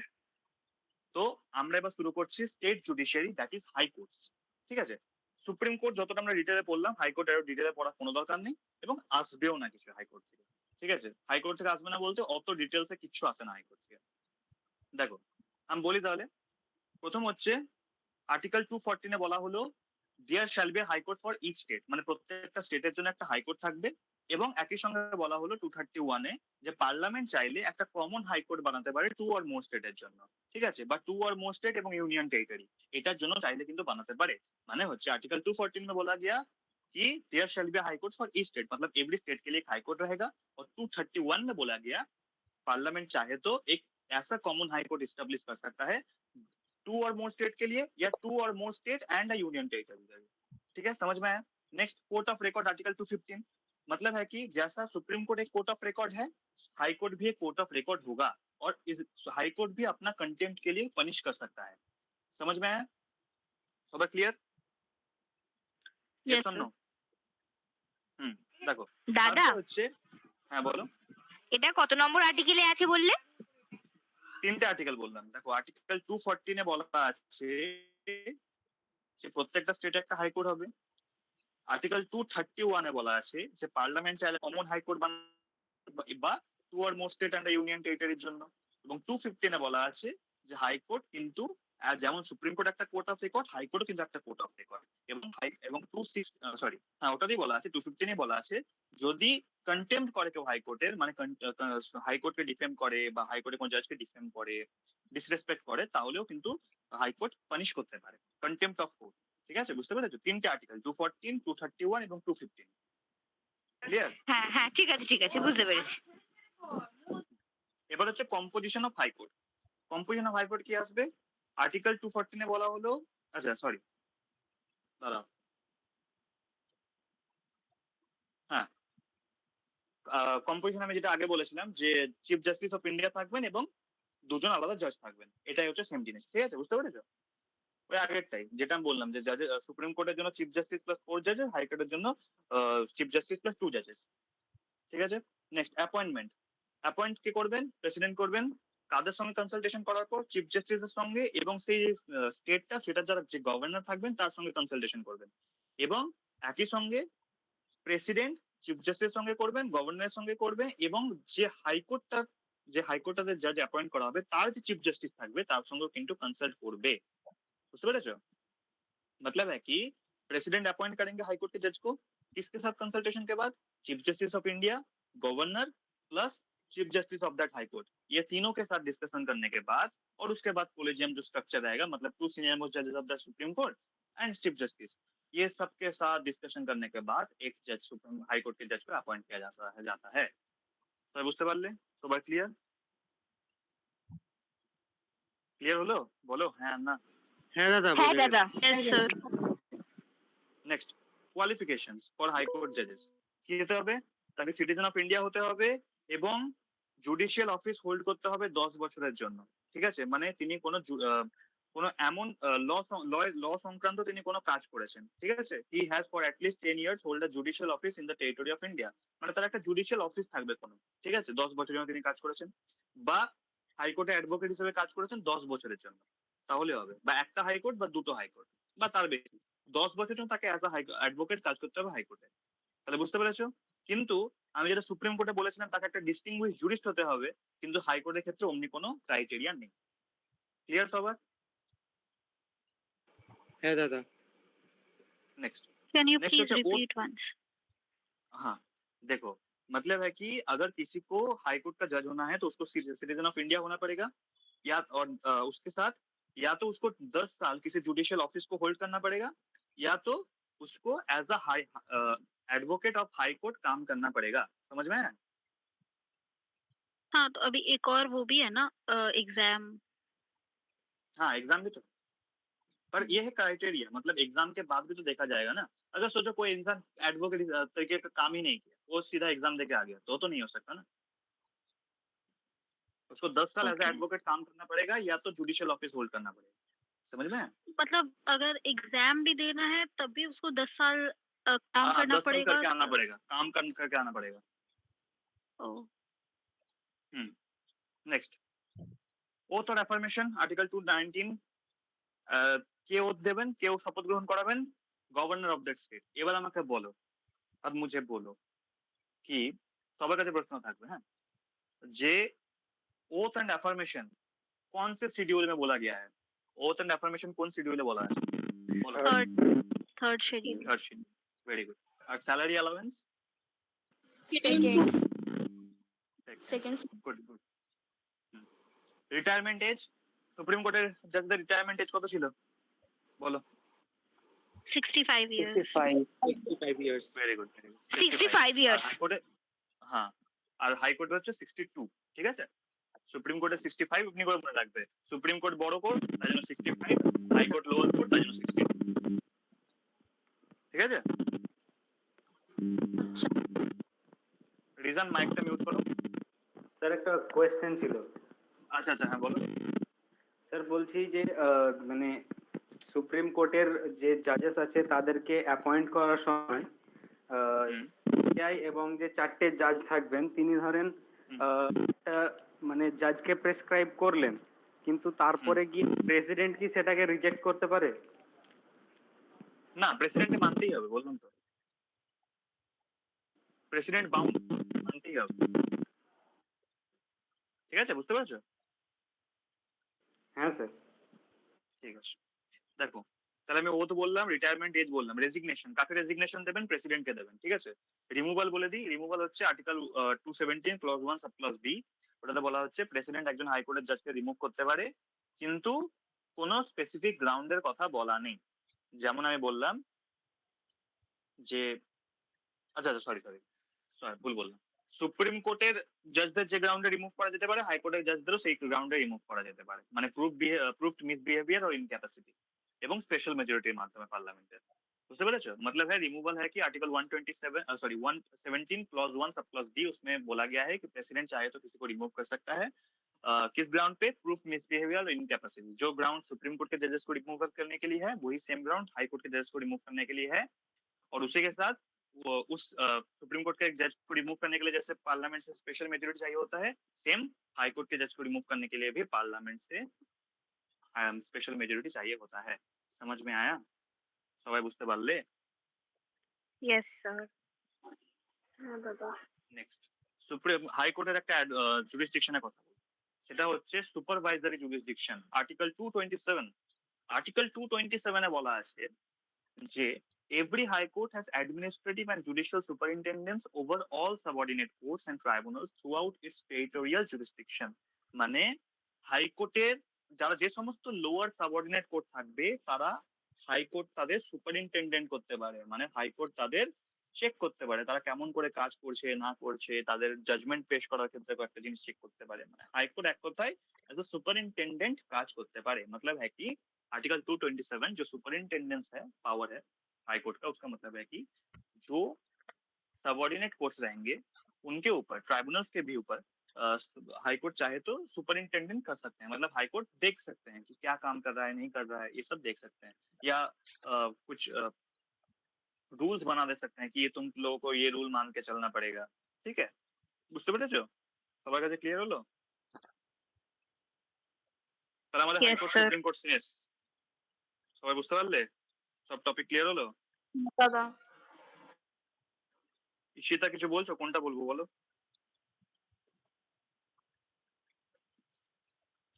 ঈশিতা কিছু বলছো কি?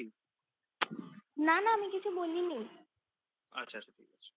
দেখো, এর সঙ্গে আজকে আমাদের একটা বোনাস টপিক থাকবে, যেটা লেখা ছিল না পোস্টারে, যেটা আমরা দিই, ঠিক আছে? সেটা হচ্ছে স্টেট এক্সিকিউটিভ। না লেখার কারণ হচ্ছে আমি প্রতিবার বলি যে আমি এই টপিকগুলো ডিসকাস করবো, কিন্তু তারপর টাইমের অভাবে করা হয় না। তো আমি সেই জন্য আগে কোনো শর্ত দিইনি, প্রতিশ্রুতি যেন না রাখতে পারি তার জন্য। কিন্তু আজকে আমরা একটা ছোট্ট মতো টপিক ডিসকাস করবো, সেটা হচ্ছে স্টেট এক্সিকিউটিভ। আমরা অলরেডি ইউনিয়ন এক্সিকিউটিভ নিয়ে পড়ে নিয়েছি, আমরা আজকে তার জন্য পড়বো স্টেট এক্সিকিউটিভ। ঠিক আছে, প্রথমে তার আগে আমাকে বলো ইউনিয়ন এক্সিকিউটিভে কারা কারা থাকে। আমি এবার শোনো, আমি নাম ধরে কোশ্চেন করবো, সে উত্তর দেবে, যাকে কোশ্চেন করবো সে উত্তর দেবে। বিশ্বজিৎ বলো আগে, ইউনিয়ন এক্সিকিউটিভে কারা কারা থাকে? President, vice president, and I don't know, sir. I forget. Prime minister. যার नाम করবো সে বলবে। सोनम बोलो, यूनियन एग्जीक्यूटिव में कौन कौन रहते हैं?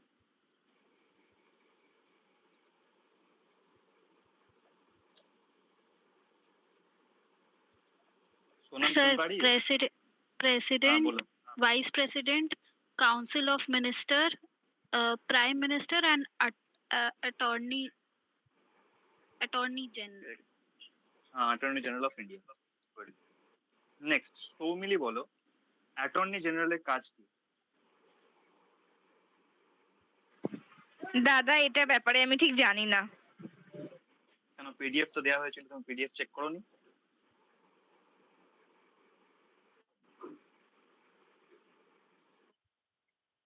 রিজান বলো, অ্যাটর্নি জেনারেলের কাজ কি? স্যার, অ্যাটর্নি জেনারেল হচ্ছেন ইন্ডিয়ার হাইয়েস্ট ল অথরিটি। গুড, ঠিক আছে। তারপর জেবা বলো যে ইউনিয়নের যে সমস্ত এক্সিকিউটিভ পাওয়ার কার উপর ভেস্টেড থাকে?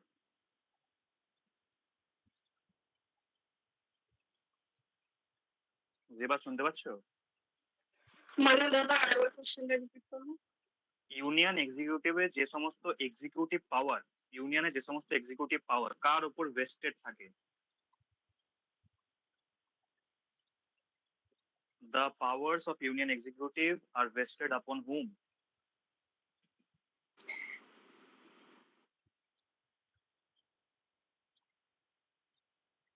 বলো। না এটা জানা নেই। শ্রেয়শ্রী? The president. কে বললে এটা? প্রেসিডেন্ট বললাম তো। আচ্ছা, ঠিক আছে। নেক্সট আমাকে বলবে ঈশিতা বলো যে প্রেসিডেন্ট নিজের রেজিগনেশন লেটার কাকে দেন?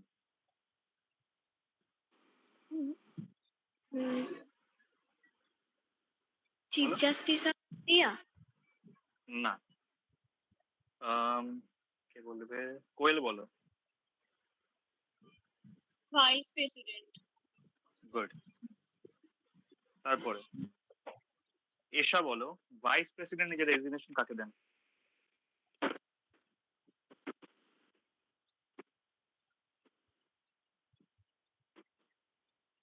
বলো। দাদা এক second,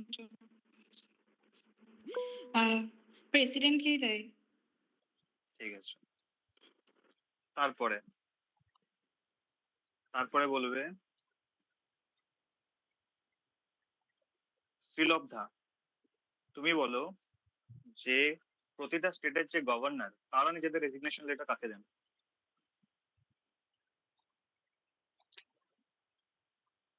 Sir, can you please repeat your question? Every state का जो गवर्नर रहता है वो अपना रेजिग्नेशन लेटर किसको देते हैं? बोलो, तुम बोलो इसका आंसर बोलो। Sorry, sir, I don't know the answer of this. Tania দাদা বলবো बोलो। দাদা প্রেসিডেন্ট কে বললো উত্তরটা? আমি আরে ঠিক আছে, দেখো তাহলে আমরা শুরু করছি the state executive, part 6 article 153 থেকে 167। আমরা অলরেডি ইউনিয়ন এক্সিকিউটিভ নিয়ে পড়ে নিয়েছি, মানে স্টেট এক্সিকিউটিভ পড়লে আমাদের এক্সিকিউটিভ কমপ্লিট হয়ে যাবে। আমরা জুডিশিয়ারি, ইউনিয়ন এবং স্টেট দুটোর কমপ্লিট করে নিয়েছি। আমাদের শুধুমাত্র আরেকটা অর্গান বাকি থাকে গভর্নমেন্টে, সেটা হচ্ছে লেজিসলেচার। সেটা আমরা নেক্সট দিন ক্লাসে পড়বো, তাহলে আমাদের পলিটি কমপ্লিট হয়ে যাবে। ঠিক আছে, দেখো আর্টিকেল 153 থেকে 167 পর্যন্ত পার্ট 6 এর বলা আছে স্টেট এক্সিকিউটিভের কথা। স্টেট এক্সিকিউটিভের মধ্যে কারা কারা পড়েন? Governor, chief minister, council of minister, advocate general of the state. Governor থাকেন, চিফ মিনিস্টার থাকেন, কাউন্সিল অফ মিনিস্টার থাকেন, এবং যেমন ইউনিয়নে কি হয় অ্যাটর্নি জেনারেল অফ ইন্ডিয়া, তেমনি স্টেটে থাকে advocate general of the state. ঠিক আছে, আর্টিকেল 150, আচ্ছা হিন্দিতে বলে দিচ্ছি। আর্টিকেল দাদা 153, হ্যাঁ বলো। আরেকবার বলবে কে কে থাকে? बोलছি आर्टिकल 153 से 167 तक पार्ट 6 का यूनियन स्टेट एग्जीक्यूटिव के बारे में बोला गया है। स्टेट एग्जीक्यूटिव में रहते हैं governor, chief minister, council of ministers, advocate general of the state. Governor, chief minister, council of ministers, advocate general of the state. Clear? Next এবার আমরা ডিসকাস করি গভর্নরের ব্যাপার। ঠিক আছে, প্রেসিডেন্টের আরেকবার সঙ্গে বলো না, একটু আস্তে আস্তে আরেকবার বলো নামগুলো একটু। দেখো লিখতে হবে না, আমি গ্রুপে, আচ্ছা দাঁড়াও তোমরা সবাই থাকো মিটিং।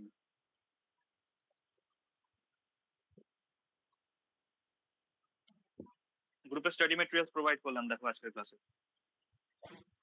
সবাই দেখতে পাচ্ছ?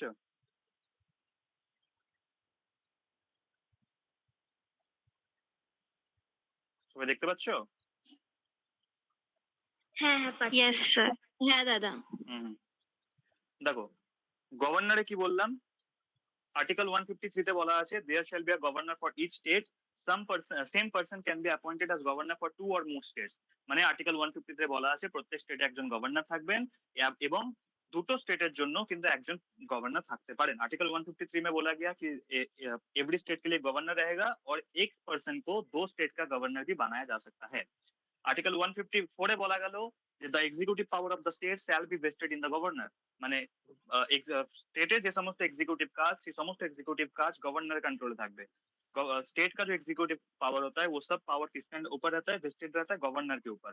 मतलब यूनियन में प्रेसिडेंट का जो पावर है, गवर्नर में स्टेट में गवर्नर का सेम पावर है। ठीक है, তারপরে the governor is the chief of the executive of the head, chief executive head of the state। মানে गवर्नर হবেন সেই স্টেটের চিফ এক্সিকিউটিভ হেড। गवर्नर उस स्टेट का किसी भी स्टेट का एक चीफ एग्जीक्यूटिव हेड होगा। But like the president he is a nominal executive head, मतलब वो भी एक नॉमिनल एग्जीक्यूटिव हेड होता है, गवर्नर भी एक नॉमिनल एग्जीक्यूटिव हेड होता है, और एक्चुअल हेड कौन होता है? Chief minister. ঠিক আছে, next appointment of governor, article 155। Article 155 এ বলা হয়েছে appoint the governor of a state shall be appointed by the president by warrant under his hand and shield। মানে হচ্ছে প্রত্যেকটা স্টেটে যারা গভর্নর তাদেরকে অ্যাপয়েন্ট করেন, তাদের অ্যাপয়েন্ট করেন প্রেসিডেন্ট অফ ইন্ডিয়া। তারা কোনো ধরনের কোনো ইলেকশন প্রসেসের মাধ্যমে আসেন না। আমরা কি জানি যে সমস্ত এমপি এমএলএ যারা থাকেন তারা আসেন জেনারেল ইলেকশনের মাধ্যমে, এবং প্রেসিডেন্টের একটা আলাদা ইলেকশনের প্রসেস আছে। এই কোশ্চেনটা আমাকে উত্তর দেবে রিজান, যে প্রেসিডেন্টের যে ইলেকশনের প্রসেসটা সেটা কি বলা হয়? বলো রিজান, শুনতে পাচ্ছ?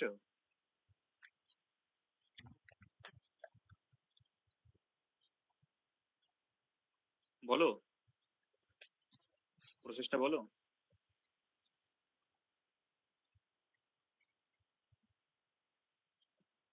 শ্রেয়শ্রী বলো প্রসেসটার নাম কি যেটার মাধ্যমে প্রেসিডেন্ট অ্যাপয়েন্টেড হন?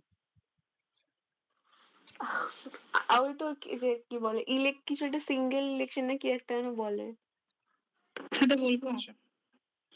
দাঁড়াও বলবে সিঙ্গেল ট্রান্সফারেবল ভোট। दाराओ सबाई बोलबे। अच्छा सोनम बोलो कि प्रेसिडेंट को जो अपॉइंट करने का जो पावर होता है, प्रोसेस होता है, उसका नाम क्या है? Sir electoral college. वो तो कॉलेज के द्वारा, मतलब कौन सा सिस्टम के द्वारा वो अपॉइंटेड होते हैं, प्रोसेस का नाम क्या है? প্রপোর্শনাল প্রপোর্শনাল এরকম আমি জানি, তানিয়া দাঁড়িয়ে যাও, আমি যাদের নাম জিজ্ঞেস করবো তারা বলবে। আচ্ছা Proportional, ঈশা বলো, অঙ্কিতা মিউট করো। yes. Proportional representation by means of single transferable vote. That was it, ঠিক right? আছে, হ্যাঁ হ্যাঁ, ওকে। দেখো, তো গভর্নর এই ধরনের দুটো প্রসেসের মধ্যে কোনো প্রসেসের মাধ্যমে অ্যাপয়েন্টেড কিন্তু হন না, গভর্নরকে অ্যাপয়েন্ট করেন প্রেসিডেন্ট ডিরেক্টলি। ঠিক আছে, এবার যদি কোয়ালিফিকেশনের কথা বলি, আর্টিকেল 157 এ কোয়ালিফিকেশনের কথা বলা আছে গভর্নরের, যে governor no person shall be eligible for appointment as governor unless he is a citizen of India and has completed the age of 35 years। মানে যতক্ষণ না পর্যন্ত কোনো মানুষ, কোনো সিটিজেন ভারতের সিটিজেন হবে এবং তার 35 বছর বয়স হবে, সে गवर्नर হিসেবে अपॉइंट होते पारे ना। मतलब एक इंसान जब तक वो सिटीजन ऑफ इंडिया नहीं होगा या तो उसका एज 35 इयर्स नहीं होगा, वो एज अ गवर्नर अपॉइंट नहीं हो सकता। अगर टर्म ऑफ ऑफिस का बात बोले तो article 156 clause 1 and article 156 clause 3 में गवर्नर का ऑफिस का बात बोला गया कि 5 इयर्स के लिए वो ऑफिस होल्ड कर सकते हैं from the date on which he enters upon his office. The term of 5 years is subject to the pleasure of the president. मतलब प्रेसिडेंट जब तक चाहे तब तक ही वो ऑफिस होल्ड कर सकते हैं, इसको कहा जाए डॉक्ट्रिन ऑफ प्लेजर या pleasure of the president. Resignation का बात बोले तो वो अपना रेजिग्नेशन लेटर प्रेसिडेंट को देते हैं। Governor shall, notwithstanding the expiration of his term, continue to hold office until his successor enters upon his office। मतलब है कि जब तक उनका सक्सेसर नहीं आ जाता तब तक वो ऑफिस होल्ड कर सकते हैं।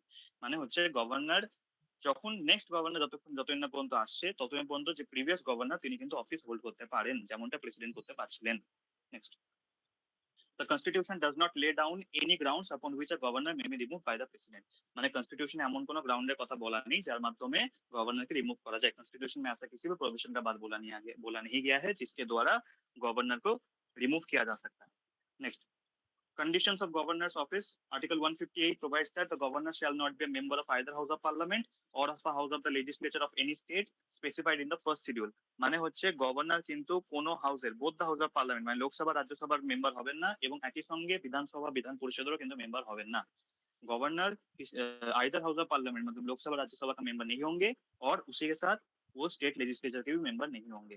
If a member of either house of parliament or of a house of the legislature of any state be appointed governor, he shall be deemed to have vacated his seat in that house on the date on which he enters upon his office as governor। मतलब एक governor, अगर एक person, सोचो लोकसभा का कोई person as a government elect हुआ, ठीक है, तो क्या करना पड़ेगा, उसको अपना सीट छोड़ देना पड़ेगा। মানে হচ্ছে যখন আইদার হাউস অফ পার্লামেন্টের যদি কেউ বা কোনো স্টেট লেজিসলেচারে যদি কেউ এজ আ গভর্নমেন্ট অ্যাপয়েন্ট হয়, তখন তাকে যেদিন থেকে সে তার গভর্নমেন্ট হিসেবে কাজ শুরু করছে, গভর্নর হিসেবে কাজ শুরু করছে, তাকে তার আগের অফিস ছেড়ে দিতে হবে। এবং তার সঙ্গে যেটা প্রেসিডেন্টের ক্ষেত্রে বলা হয়েছিল, the governor shall not hold any office of profit. তিনি কোনো অফিস অফ প্রফিট হোল্ড করতে পারবেন না। Next, the emoluments and allowances of the governor shall not be diminished during his term of office। মানে গভর্নরকে যে সমস্ত সুযোগ সুবিধা এবং খরচ দেওয়া হয়, বেতন দেওয়া হয়, সেটা কিন্তু তার যে টার্ম অফ অফিস, তার যে সময় কাজের সময়সীমা, তার মধ্যে কিন্তু কম করা যাবে না। मतलब है कि जो गवर्नर होगा वो कोई ऑफिस ऑफ प्रॉफिट होल्ड नहीं करेगा और उसी के साथ उसका जो एमोलुमेंट्स है, अलाउंसेस है, वो सब उसके टर्म ऑफ ऑफिस के दौरान घटाया नहीं जा सकता, डिमिनिश नहीं किया जा सकता। এতটা পর্যন্ত সবার ক্লিয়ার হলো? দাদা দাদা একবার বলবে? কোনটা বলবো বলো? এই এখন যেটা বললে পুরোটা একবার বলো, বুঝতে পারিনি আমি। দেখো, কন্ডিশনস অফ অফিসার মানে হচ্ছে আর্টিকেল 158 এ বলা আছে governor either house of parliament মানে লোকসভা রাজ্যসভা এবং একই সঙ্গে বিধানসভা বিধান পরিষদের সদস্য কিন্তু হবেন না। বুঝতে পেরেছো? এবং তারপর কি বলেছে, যদি তিনি কোনো হাউসের সদস্য হয়ে থাকেন তাহলে তাকে তার সিট ভ্যাকেট করে দিতে হবে, ছেড়ে দিতে হবে যখন তিনি অ্যাজ আ গভর্নর হিসেবে কাজ করবেন। তিনি কোনো অফিস অফ প্রফিট হোল্ড করতে পারবেন না এবং তার যে সমস্ত স্যালারি অ্যালাউয়েন্স সেই সমস্ত কিন্তু সমস্ত কিছু তার যখন সময়সীমা, কাজের সময়সীমা, কার্যকাল, তার মধ্যে কিন্তু কমিয়ে দেওয়া যাবে না, ডিমিনিশ করা যাবে না। বুঝতে পেরেছো? হ্যাঁ, আমি এই বিষয়গুলো এত ডিটেলসে বলছি না কারণ দেখো সবগুলো কিন্তু সিমিলার টু প্রেসিডেন্টের সঙ্গে সব বিষয়গুলো সিমিলার আছে। তোমরা সব বিষয়গুলো শুধু জানোই, মানে সব জানো, শুধু প্রেসিডেন্টের জায়গায় গভর্নর আসছে। হ্যাঁ দাদা তারপরে দেখো, বলছি যে লোক আদালতটা কি ইম্পর্টেন্ট আছে? লোক আদালত লোক আদালত একবার পড়ে চলে যাবে, আমি নোটস দিয়ে দেবো। তাহলে তোমরা শুধু আচ্ছা দেখে নিও, ঠিক আছে? আমি লোক আদালত, পঞ্চায়েত, মিউনিসিপ্যালিটি, ট্রাইব্যুনাল সবের নোটস দেবো। আচ্ছা আচ্ছা ঠিক আছে। Oath or affirmation by the governor, article 159। Article 159 এ বলা আছে যখন কোনো গভর্নর নিজের অফিস হোল্ড করা মানে তার আগে শুরু করবেন, তার কাজ করা শুরু করবেন, তখন তাকে শপথ গ্রহণ করাবেন chief justice of the concern state high court, মানে সেই হাইকোর্টের যে যিনি চিফ জাস্টিস থাকবেন, ভাবো বাংলার গভর্নর ইলেক্ট হচ্ছেন, ঠিক আছে? তো বাংলার গভর্নর ইলেক্ট হওয়ার আগে তাকে যে chief justice of Calcutta high court তিনি তাকে শপথ গ্রহণ করাবেন, ঠিক আছে? আর যদি তিনি অনুপস্থিত থাকেন তাহলে সিনিয়র মোস্ট जज ऑफ दैट कोर्ट अवेलेबल তিনি শপথ গ্রহণ করাবেন।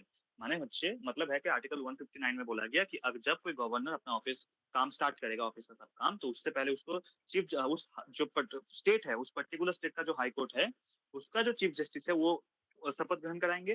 और अगर वो नहीं रहे तो वो कोर्ट का जो सीनियर मोस्ट जज होंगे वो शपथ ग्रहण कराएंगे। और शपथ में क्या रहता है? To faithfully execute the office, समस्त ऑफिस समस्त काज फेथफुली काज करा, माने उस ऑफिस का जो भी काम रहेगा वो फेथफुल तरीके से करना।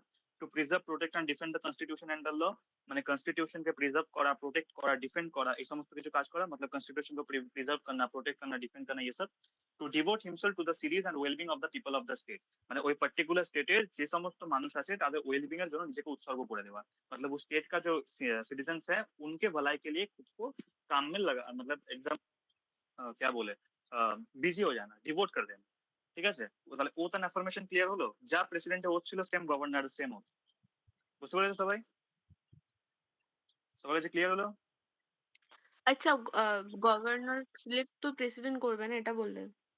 হ্যাঁ, গভর্নরকে প্রেসিডেন্ট সিলেক্ট করে। Next, power of governor to grant pardons, article 161। Article 1 pardon মানে কি বলেছিলাম? পার্ডনিং পাওয়ার মানে কি বলো? কে বলবে? প্রেসিডেন্টেরও থাকে কিন্তু পার্ডনিং, ক্ষমা করে দেওয়া। ক্ষমা করে দেওয়া। গুড। আর্টিকেল 161 এ বলা আছে প্রেসিডেন্ট যেমন করে পার্ডন করতে পারেন, রিপ্রাইজ করতে পারেন, রেসপাইট করতে পারেন, রেমিট করতে পারেন, সাসপেন্ড করতে পারেন, কমিউট করতে পারেন কোনো পানিশমেন্টকে, সেম ভাবে গভর্নরও করতে পারেন। এই সমস্ত বিষয়গুলো যখন আমি প্রেসিডেন্টের পার্ডনিং পাওয়ার বুঝিয়েছিলাম তখন আমি সমস্ত বিষয়গুলো ডিটেলসে বুঝিয়েছিলাম, তোমাদের আশা করি মনে আছে। যদি তোমাদের মনে না থাকে তোমরা একবার প্রিভিয়াস নোটস গুলো দেখবে, বা যারা নতুন আছো তারা প্রিভিয়াস যে রেকর্ডিং গুলো আছে সেগুলো শুনবে, তাহলে তোমরা বুঝতে পেরে যাবে। ক্লিয়ার? দাদা একটা কোশ্চেন ছিল। হ্যাঁ বলো। আমি যে প্রেসিডেন্টের যেরকম পাওয়ার ছিল পার্ডন দেওয়ার কোনো ক্রিমিনালকে মানে ক্ষমা করে দেওয়া, তো ওইটা অল ওভার দ্য মানে কান্ট্রি, মানে যে কোনো ক্রিমিনাল, কিন্তু গভর্নর যেটা ওটা কি নির্দিষ্ট স্টেটের ওই কোনো পার্টিকুলার ক্রিমিনাল স্টেটের, উপরে? হ্যাঁ হ্যাঁ পার্টিকুলার স্টেটের, ঠিক আছে? কিন্তু একটা জিনিস মনে রাখবে, প্রেসিডেন্ট যেমন ডেথ সেন্টেন্স পার্ডন করতে পারেন বা মিলিটারি কোর্টের যে সেন্টেন্স সেটা পার্ডন করতে পারেন, গভর্নর কিন্তু এই দুটো জিনিস করতে পারেন না। তিনি ডেথ সেন্টেন্স পার্ডন করতে পারেন না এবং মিলিটারি কোর্টের জন্য কোনো সেন্টেন্স পানিশমেন্ট দেওয়া হয় সেটা পার্ডন করতে পারেন না। এটাই পার্থক্য হচ্ছে প্রেসিডেন্ট এবং গভর্নরের পার্ডনিং পাওয়ারের মধ্যে। বুঝতে পেরেছো? হ্যাঁ দাদা। यहाँ पर एक चीज है कि प्रेसिडेंट जैसे डेथ सेंटेंस या मिलिट्री कोर्ट का जो सेंटेंस पनिशमेंट होता है उसको पर्डन कर सकते हैं, गवर्नर वो दो चीज को पर्डन नहीं कर सकते हैं, मतलब डेथ सेंटेंस को और किसी मिलिट्री कोर्ट का, मार्शल कोर्ट का पनिशमेंट को। ঠিক আছে, সবার ক্লিয়ার? তাহলে অর্ডিন্যান্স মেকিং পাওয়ার শুরু করব। দাদা আমার একটা কোশ্চেন ছিল, বলো। বলছি গভর্নরের কি স্যালারি থাকে? হ্যাঁ পাই তো governor salary. Next, ordinance making power, article 213। আমাকে বলো প্রেসিডেন্টের অর্ডিন্যান্স মেকিং পাওয়ার কোন আর্টিকেলে আছে? বলো, কে বলবে? The ordinance making power of president is enunciated in which article?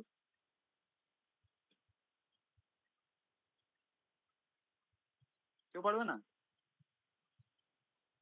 দাদা কোয়েশ্চেনটা একবার করুন। প্রেসিডেন্টের অর্ডিন্যান্স মেকিং পাওয়ার কোন আর্টিকেলে দেয়া আছে? 123। ইয়েস 123। প্রেসিডেন্টের পার্ডনিং পাওয়ার 123 তে আছে, গভর্নরের 213 এ আছে। এইটা শুধু মাথায় রাখো, 123 213। প্রেসিডেন্টের 123 তে, গভর্নর 213 এ। নেক্সট, তাহলে 213 কি বলা আছে? Power of governor to promulgate ordinances during recess of legislature, মানে যখন স্টেট লেজিসলেচার রিসেস চলবে, সেশনে থাকবে না, তখন কোনো ক্রুশিয়াল ইমার্জেন্সি যদি রাইজ করে তখন তিনি অর্ডিন্যান্স ইস্যু করতে পারেন। অর্ডিন্যান্স মানে কি তোমরা সবাই জানো। আচ্ছা, তাহলে নেক্সট গভর্নরের কত বললে আর্টিকেলটা? 213। 213। তাহলে গভর্নর আমাদের এখানে শেষ হলো। নেক্সট হচ্ছে chief minister and council of minister. কি হচ্ছে আমি কি বলেছিলাম, প্রেসিডেন্ট যেমন নমিনাল এক্সিকিউটিভ হেড হন এবং prime minister real executive head হন, same governor is the nominal executive head আর চিফ মিনিস্টার হচ্ছেন রিয়েল এক্সিকিউটিভ হেড। মানে president is equal to governor, prime minister is equal to chief minister. তারপর হচ্ছে the governor is the head of the state while the chief minister is the head of the governor government. मतलब है कि governor क्या होगा, state का head होगा, पर चीफ मिनिस्टर क्या होगा, गवर्नमेंट का हेड होगा। Next, the position of chief minister at the state level is analogous to the position of prime minister at the state center। মানে আমি কি বললাম, চিফ মিনিস্টারের যে পজিশন সেটা কার সঙ্গে সিমিলার, প্রাইম মিনিস্টারের সঙ্গে similar. Next, appointment of chief minister and council of minister. Article 164 এ বলা আছে chief minister shall be appointed by the governor and other ministers shall be appointed by the governor on the advice of chief minister। মানে chief মিনিস্টারকে কে appoint করবেন, governor appoint করবেন, এবং যে সমস্ত আদার minister থাকবেন, काउंसिल ऑफ मिनिस्टर থাকবেন তাদেরকে appoint করবেন, गवर्नर করবেন with the advice of the chief minister. मतलब है कि आर्टिकल 164 में बोला गया चीफ मिनिस्टर को कौन अपॉइंट करेंगे, गवर्नर अपॉइंट करेंगे, और अलग जो अदर जो मिनिस्टर रहेंगे उनको भी प्रेसिडेंट उनको भी गवर्नर अपॉइंट करेंगे with the consultation with the advice of the chief minister. Next, এখানে একটা জিনিস মনে রাখবে, চারটে স্টেট আছে যেগুলো হচ্ছে ছত্তিশগড়, ঝাড়খণ্ড, মধ্যপ্রদেশ এবং উড়িষ্যা। ছত্তিশগড়, ঝাড়খণ্ড, মধ্যপ্রদেশ এবং উড়িষ্যা এই চারটে স্টেটের জন্য একটা স্পেশাল মিনিস্টার থাকতে হবে। কিসের জন্য, minister in charge of tribal welfare.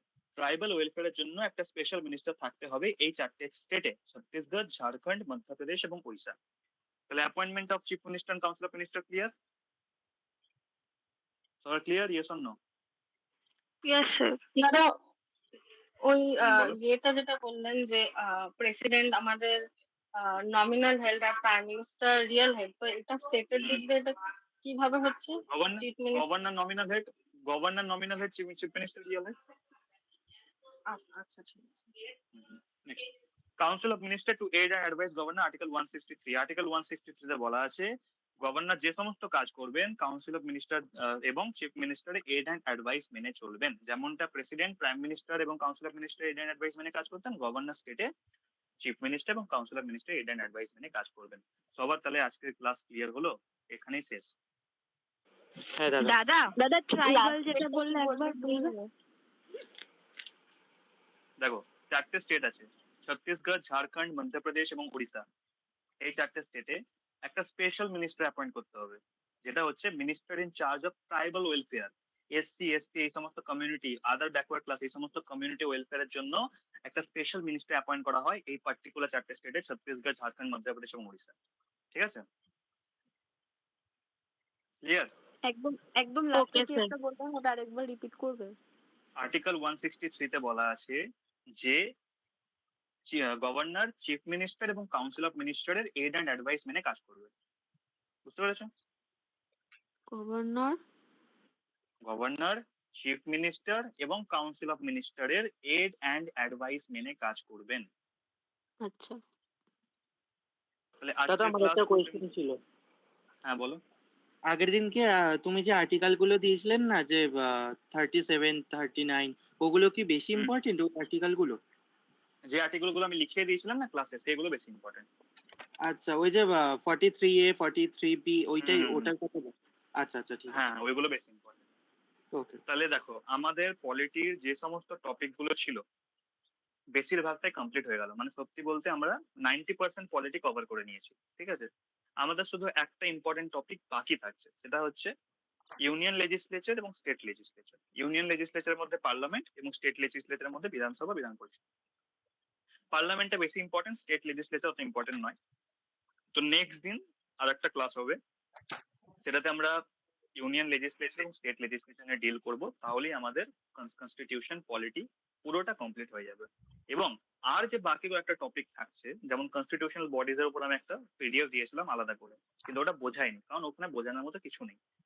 তারপরে হচ্ছে কয়েকটা আরো টপিক আছে, যেমন ইন্টারস্টেট রিলেশন আছে, আর কয়েকটা স্পেসিফিক আছে, পঞ্চায়েত মিউনিসিপ্যালিটি যেগুলো বললাম, এগুলোর উপরও আমরা স্পেসিফিক কয়েকটা নোট প্রোভাইড করে দেবো গ্রুপের মধ্যে। এগুলো তোমরা যদি একবার পড়বে তাহলেই হয়ে যাবে। কিন্তু যেগুলো আমরা ক্লাসে বোঝালাম এইগুলো থেকে সব থেকে বেশি কোশ্চেন আসার চান্স আছে। এর মধ্যে যদি আমি সব থেকে ইম্পর্টেন্ট বলি, preamble, fundamental rights, fundamental duty, তারপর হচ্ছে making of Indian constitution, president, তোমার এদিকে হচ্ছে সুপ্রিম কোর্ট, এই সমস্ত বিষয়গুলো কিন্তু এমার্জেন্সি অ্যামেন্ডমেন্ট, এই সমস্ত বিষয়গুলো কিন্তু খুব ইম্পর্টেন্ট। এই সমস্ত বিষয়গুলো যতবার খুশি ততবার পড়ো, যতক্ষণ না ক্লিয়ার হচ্ছে। সবাই বুঝতে পেরেছো? দাও দাদা আরেকবার রিপিট করবে? ইম্পর্টেন্ট টপিকস গুলো হ্যাঁ হ্যাঁ আমি ইম্পর্টেন্ট টপিকগুলো তো গ্রুপে লিখে দিয়েছিলাম তোমাদের, যে কনস্টিটিউশনে কোন টপিকগুলো ইম্পর্টেন্ট আছে। ওগুলো একবার দেখবে তোমরা পেয়ে, নাহলে আমি আরেকবার রিশেয়ার করে দেবো। ঠিক আছে, তাহলে আজকের ক্লাস আমরা এখানেই শেষ করছি। ঠিক আছে, তোমরা লিভ করতে পারো। ওকে।